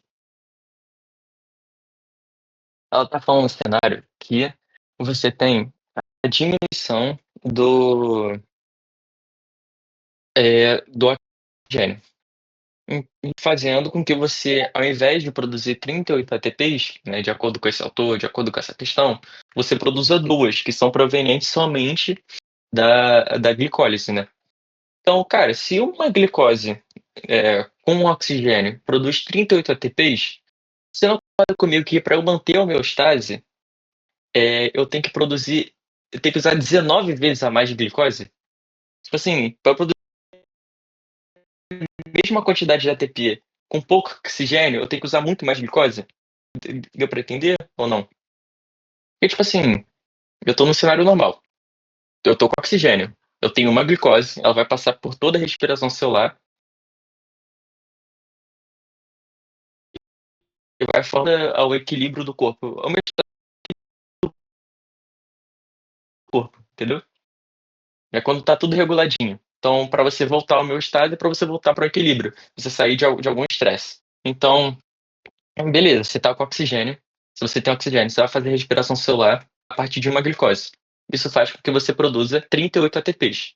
Só que, cara, do nada, você inibiu a respiração celular, né? Respiração celular, não, o ciclo de Krebs e a fosforilação oxidativa. E te sobrou a fermentação. Só que, quando você faz fermentação, você ainda faz a glicólise, certo? Porque você ainda tem que produzir piruvato. E esse processo da glicólise, ele gera a partir de uma glicose 2 ATPs. Então, se na respiração celular normal, com oxigênio, uma glicose produz 38 ATPs, para a gente continuar produzindo 38 ATPs, sem oxigênio, a gente tem que usar 19 vezes glicose a mais, porque uma glicose dá 2 oxigênios. Para a gente atingir 38, a gente tem que utilizar 19 glicoses, né. Deu pra pegar esse raciocínio inicial? Exatamente, é menos eficiente, então você precisa de muito mais glicose para atingir as mesmas concentrações de oxigênio, né. Então, beleza, você aumenta muito a glicose, né, então e você aumenta muito mesmo, né, tipo 19 vezes mais. E, então, tipo assim, eu acho que só aqui, só vendo esse primeiro pico, eu chutaria que seja esse gráfico aqui que é o 3. Mas aí vamos ver o restante da questão, né, porque se você vai diminuir a concentração de oxigênio, você tem que aumentar o consumo da glicose para manter o equilíbrio, né, a manutenção da homeostase, como a questão fala, então você aumenta muito o consumo de glicose. Só que ele fala que gradualmente você vai você vai tendo a disponibilidade de oxigênio, né. Então você já não precisa consumir tanta glicose, né, e o consumo de glicose vai caindo, e aí, vai se regulando, né. Deu pra entender? É isso mesmo? É curva 3? Tomara que seja, né, porque se não for, eu não sei qual pode ser não.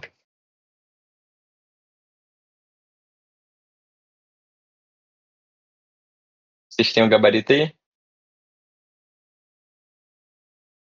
É? Puta, então, meu Deus do céu. Não, faz nenhum sen não, deve ser assim que toma. Devo ter tido pensando na minha cabeça isso faria sentido, né. Mas vamos ver a questão de novo.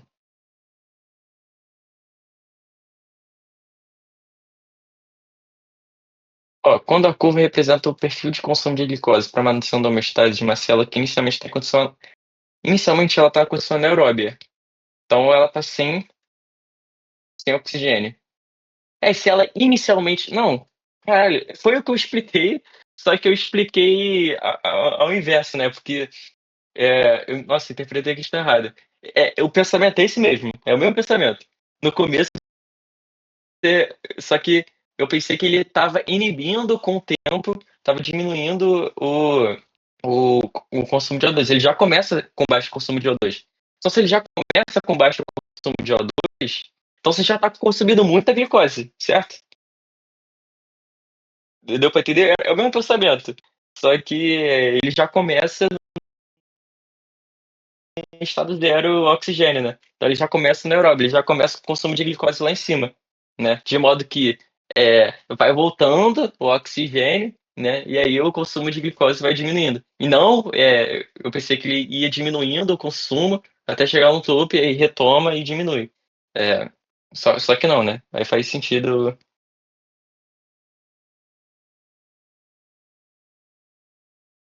Nesse caso, diminui a glicose e aumenta o oxigênio.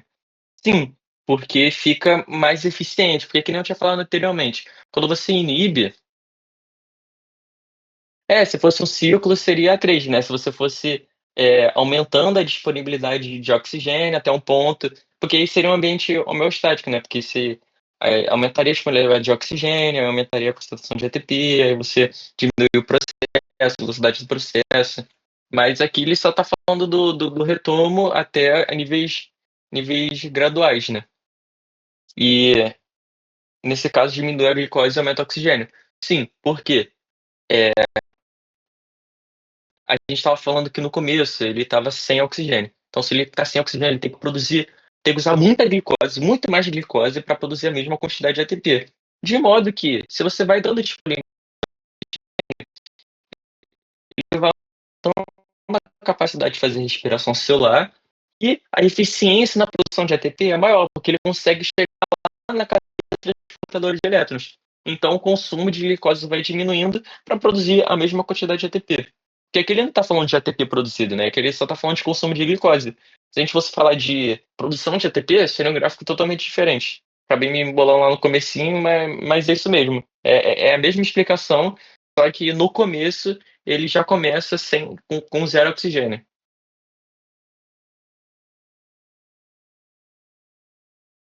Deu para entender?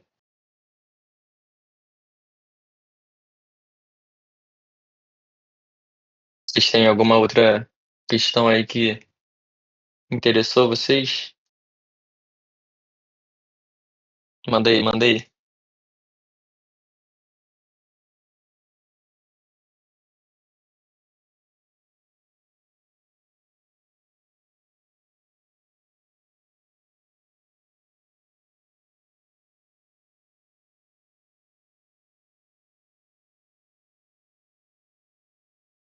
Desculpa, eu não tinha não tinha visto essa mensagem.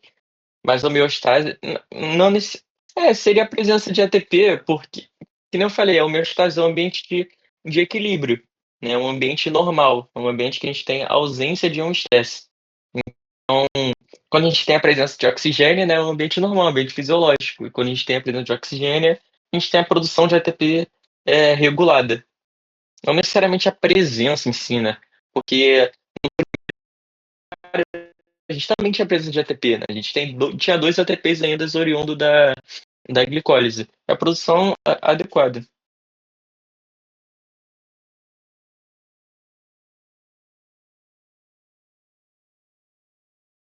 Deixa eu botar aqui na tela.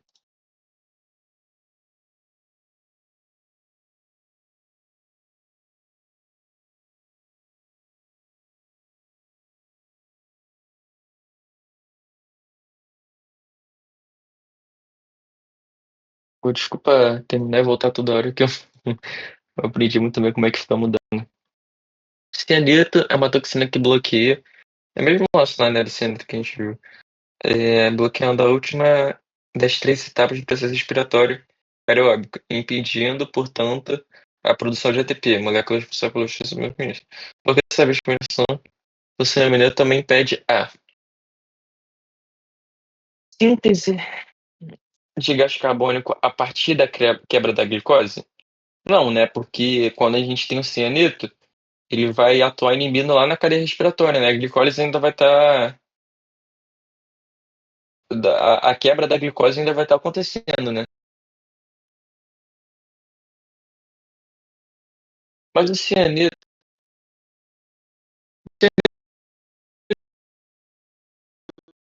o que a gente falou que era o desacoplador, não é? Da última questão? Ah tá, só pra eu não viajar. Produção de moléculas transportadoras de elétrons.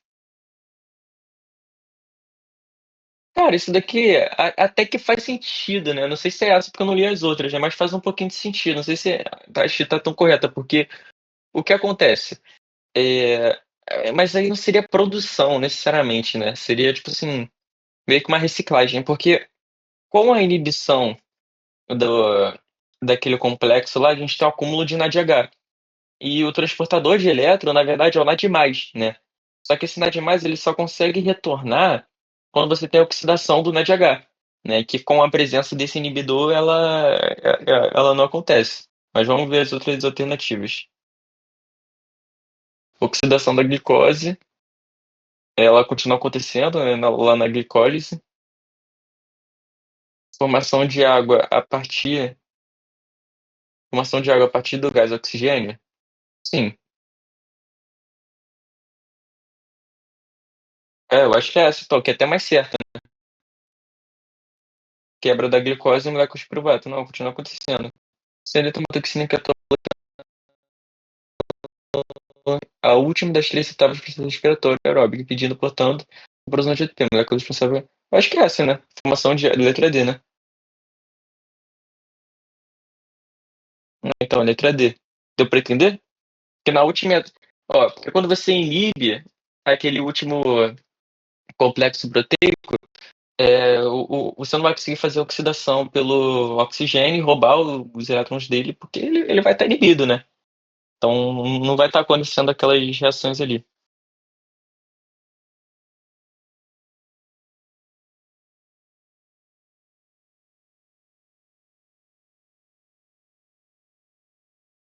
Foi, tem outra questão aí?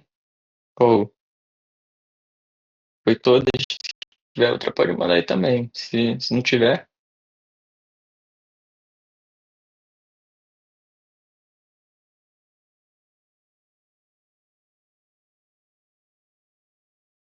mandei.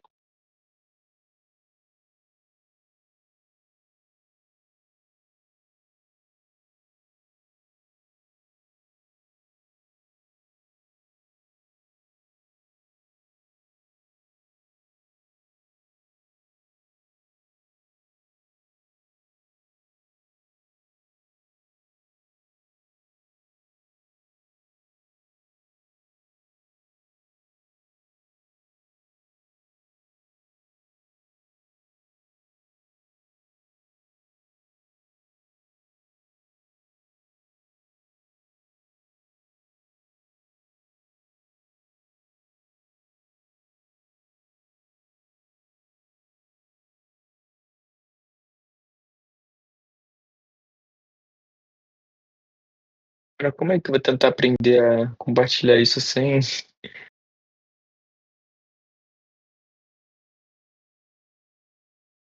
Eita.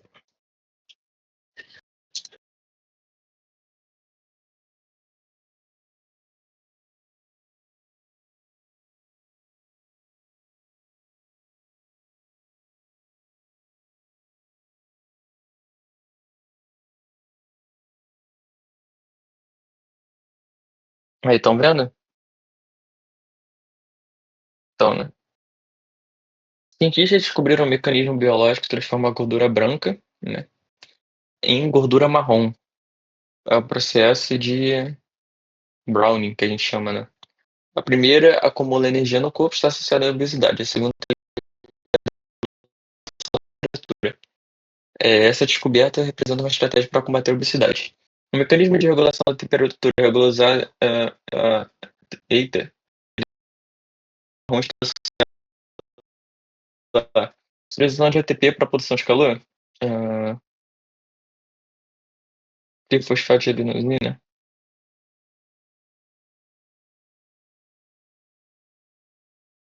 É pela presença de uma proteína desacopladora, né? Só que eu não sei exatamente o nome da. Eu chutaria que a proteína desacopladora seria a UCP, né? Mas talvez tenha um subnome específico, mas vamos ler as outras alternativas. A inibição da cadeia transportadora de elétrons na mitocôndria. Não. A ativação da fosforilação oxidativa na matriz mitocondrial. Não sei, né? O mais adequado seria no espaço intermembrana, né? A hidrólise de ATP em ADP liberando calor. Não, também. Ele aumenta a termogênese, na real, né? Então, se aumenta a termogênese, ele aumenta a dissipação. A dissipação de calor sob forma de ATP, através de uma proteína desacopladora. A inibição da cadeia transportadora de elétrons dissipando calor. Ativação de velocidade. Não. Não, não. Cara, ou é a A ou é a B. Tipo, de ATP para produção de calor. Tipo assim, mecanismo de regulação da temperatura realizado pela gordura marrom está associado a. Eu acredito que seja A, porque eu não tenho eu acho que nunca ouvi falar dessa termogenina. Talvez possa existir, mas nunca ouvi falar. Porque realmente é um mecanismo de dissipação de calor através da proteína desacopladora, né? Mas não é o ATP que ele utiliza, né? Ele utiliza os íons H+. Então acho que ele seja na real. Ah, tá. É, isso daí. Essa termogenina, mas faz mais sentido porque ele não utiliza efetivamente o ATP na produção de calor, né? Ele utiliza os íons H+, que ele proteína desacoplar e consequentemente vai diminuir a produção de ATP, né? Deu pra entender?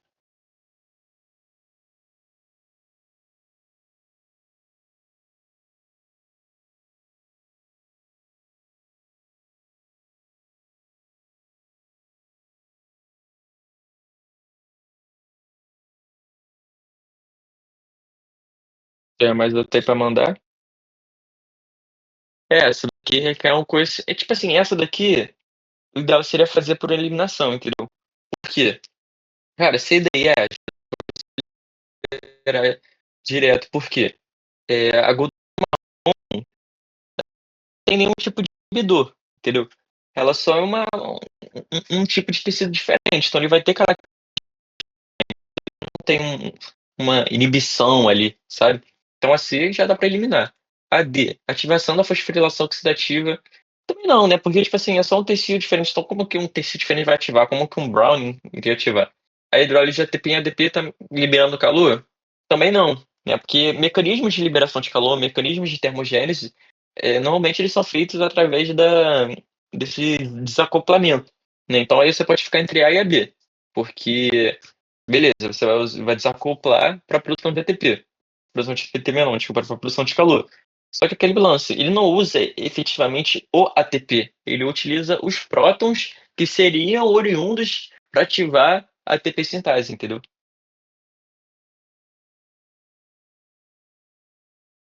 Então, ela vai impedir a ATP sintase porque ela vai roubar esses íons H+, e vai fora, né?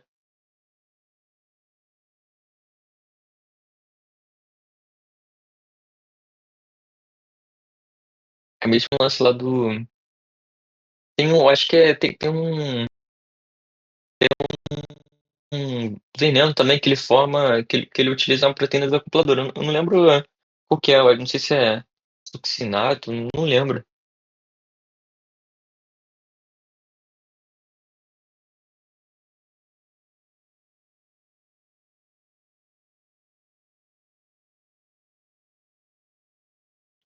Vamos abrir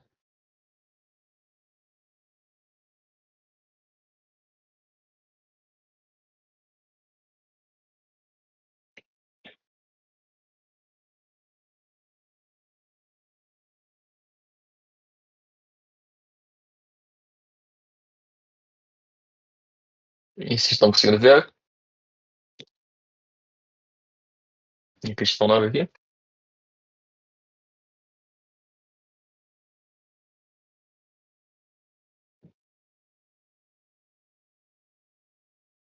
Vamos lá. Com relação à respiração celular, analise as sentenças abaixo.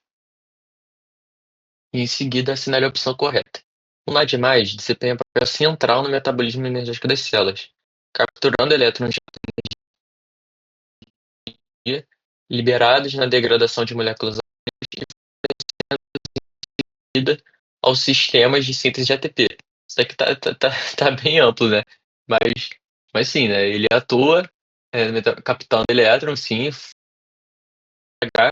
e esses elétrons vão ser liberados na degradação de moléculas orgânicas, sim, e fornecendo lá na fosforilação oxidativa. A glicólise, glicólise é, e é uma etapa anaeróbia do processo de respiração da glicose, pois não necessita de gás e oxigênio para ocorrer. Cara, eu não, Tipo assim, ela não precisa de oxigênio, mas ela não precisa de oxigênio. Acho que estaria certo mesmo por chamar ela de anaeróbia. E tipo assim, eu acho que estaria certo, mas esse termo anaeróbio me pegou um pouco, né? Porque dá a entender que, tipo assim, ele só funcionaria na ausência de oxigênio, né? Só que não, né? Ele funciona na presença de oxigênio também. Só que eu acho que tá certo, vamos ver as outras alternativas. O ciclo de Krebs tem início com uma reação entre o acetil-CoA e o oxalacetato, que deve se chamar ácido oxalacético. É, só eu decorei na época chamado oxalacetato, em que é liberada a molécula de coenzima A, formada uma molécula de ácido cítrico, citrato. Eu acho que deve ser. Estamos usando de nomes diferentes, nome químico diferente, mas talvez seja. Eu acho que é, né? A síntese. Mas, pô, isso daqui essa questão é maluquice, né? Tipo assim, o cara cobrar compostos específicos do ciclo de Krebs deve ser questão de muito antiga, sei lá, um curso bem ferrado, né? A síntese de maior parte da ATP gerada na respiração celular está acoplada à reoxidação das moléculas de NADH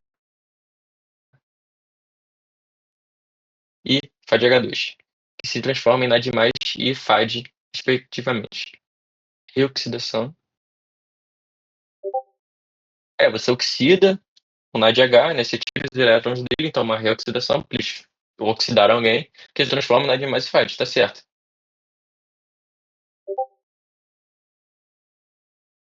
A maior parte do NADH é produzido no interior da mitocôndria, durante a transformação do ácido pirúvico em acetil-CoA. Eita, calma aí.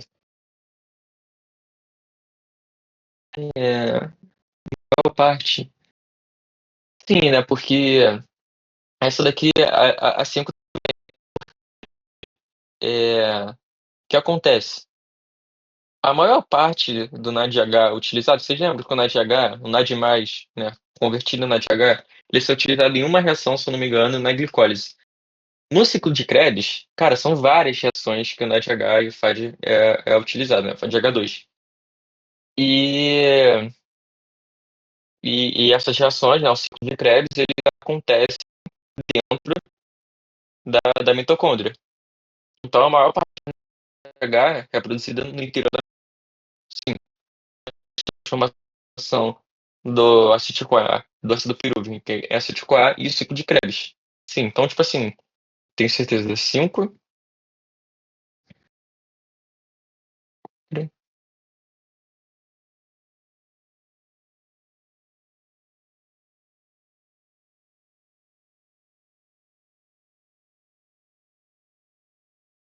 Cara, eu acho que é letra E. Tipo assim, olha, se não fosse letra E, pra ter 5, teria que ser 1, 2, 3, a 4 teria que estar errado.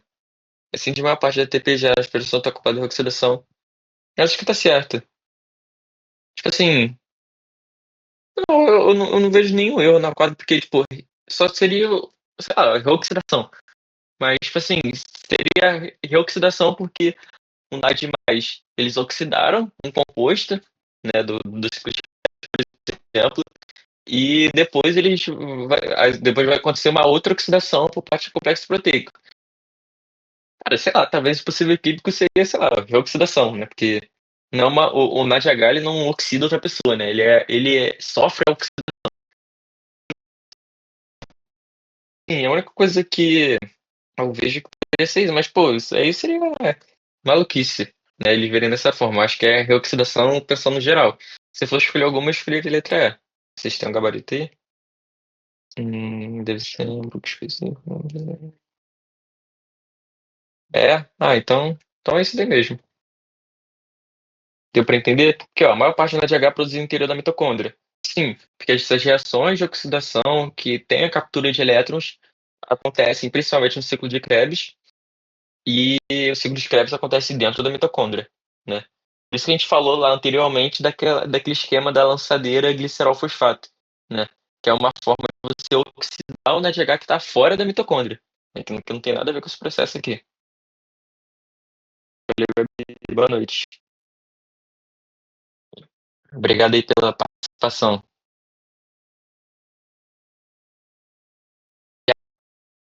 4, tá correto, porque maior síntese ATP está acoplada à reoxidação do NADH e FADH2, que acontece lá na cadeia de elétrons, para aqueles complexos proteicos, que quando oxidados vão formar o NAD+, e FAD, que vão poder atuar novamente ali nas oxidações. O ciclo de Krebs tem início com uma reação entre esse tipo A e ácido oxalacético, oxalacetato, sim, que é liberada a molécula da coenzima A e formada uma molécula de ácido cítrico, né? Ele doa a coenzima A pro ácido cítrico formar o citrato. Acho que é o citrato. Pra ser sincero com vocês, esses nomes específicos de ciclo de Krebs aí isso daí, cara, beleza, essa questão que cobrou, mas, pô, é maluquice, a não sei que tu queira uma específica assim muito errada e não tem jeito, ele tem que estar na veia mesmo, a vida do pré-vestibulanda é puxada. E valeu do conta, que se tu falou isso daí, é porque ninguém concorda, né?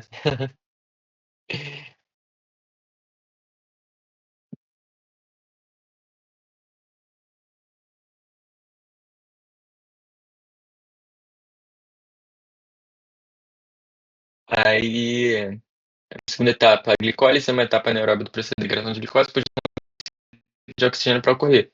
Sim, né, a glicólise não precisa de oxigênio, que precisa de oxigênio é a respiração celular. Não tem nenhuma influência do oxigênio na glicólise, só para a formação das fermentações. Mas a fermentação ela acontece pós-glicólise.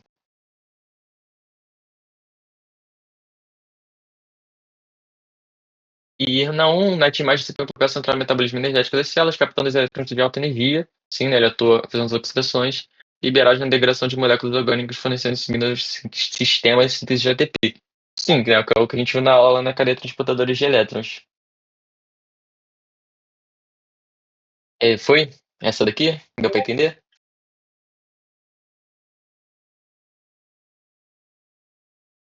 Boa.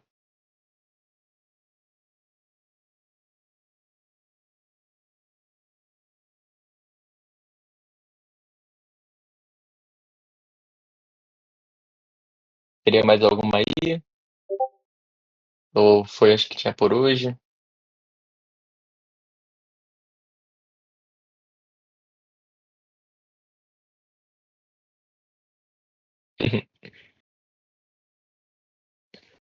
Pode falar.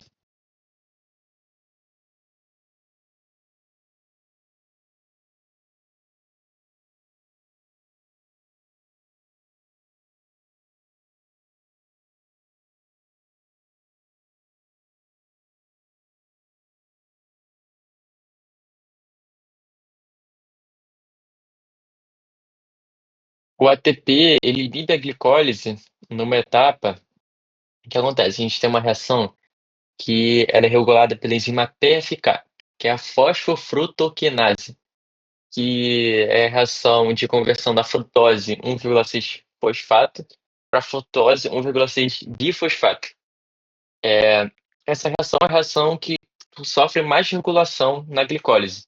Ela é inibida pelas altas concentrações de ATP. Por quê?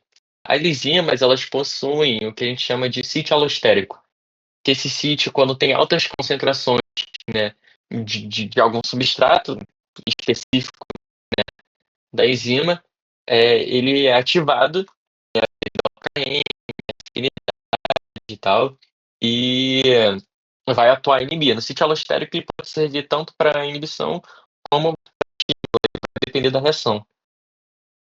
Mas a definição do sítio alostérico é que ele só é ativado quando atinge uma concentração específica, entendeu? E não de modo aleatório, só de presença de substrato.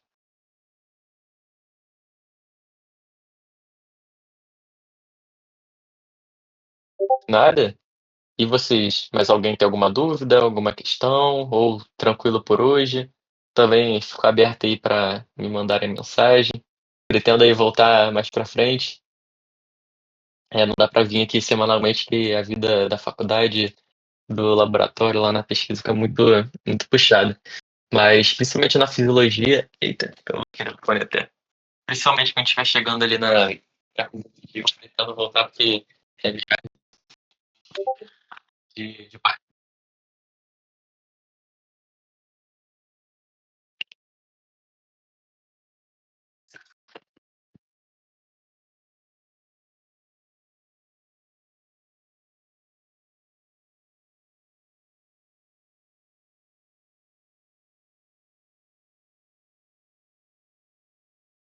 Aí,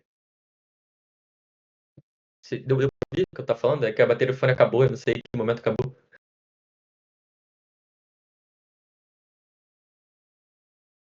É, eu até esqueci o que eu falei. Tô cansadinho já, mas de forma geral, agradecer aqui pelo espaço. Não dá pra eu vir aqui um pouco com muita frequência, porque por conta da minha rotina e tal, da faculdade, da pesquisa, mas pretendo mais pra frente, principalmente quando a gente estiver chegando na fisiologia, que é a parte que pô, eu realmente amo, assim, que tem mais bagagem também pra agregar com vocês, é que eu estudo alguns aninhos aí, então quando chegar na fisiologia, aí sim vai ser raiz, filho, vai ser pancada, vai ser muito conteúdo, muita coisa, né? Eu vou falando que é para absorver mesmo, que é como forma só de conhecimento, só para vocês saberem, só como curiosidade. Então, acho que seria interessante ter umas paradas assim, só para saber, sabe, como conhecimento. Então, muito obrigado aí pela participação de vocês também, muito participativos. Isso é muito maneiro, faz muita diferença.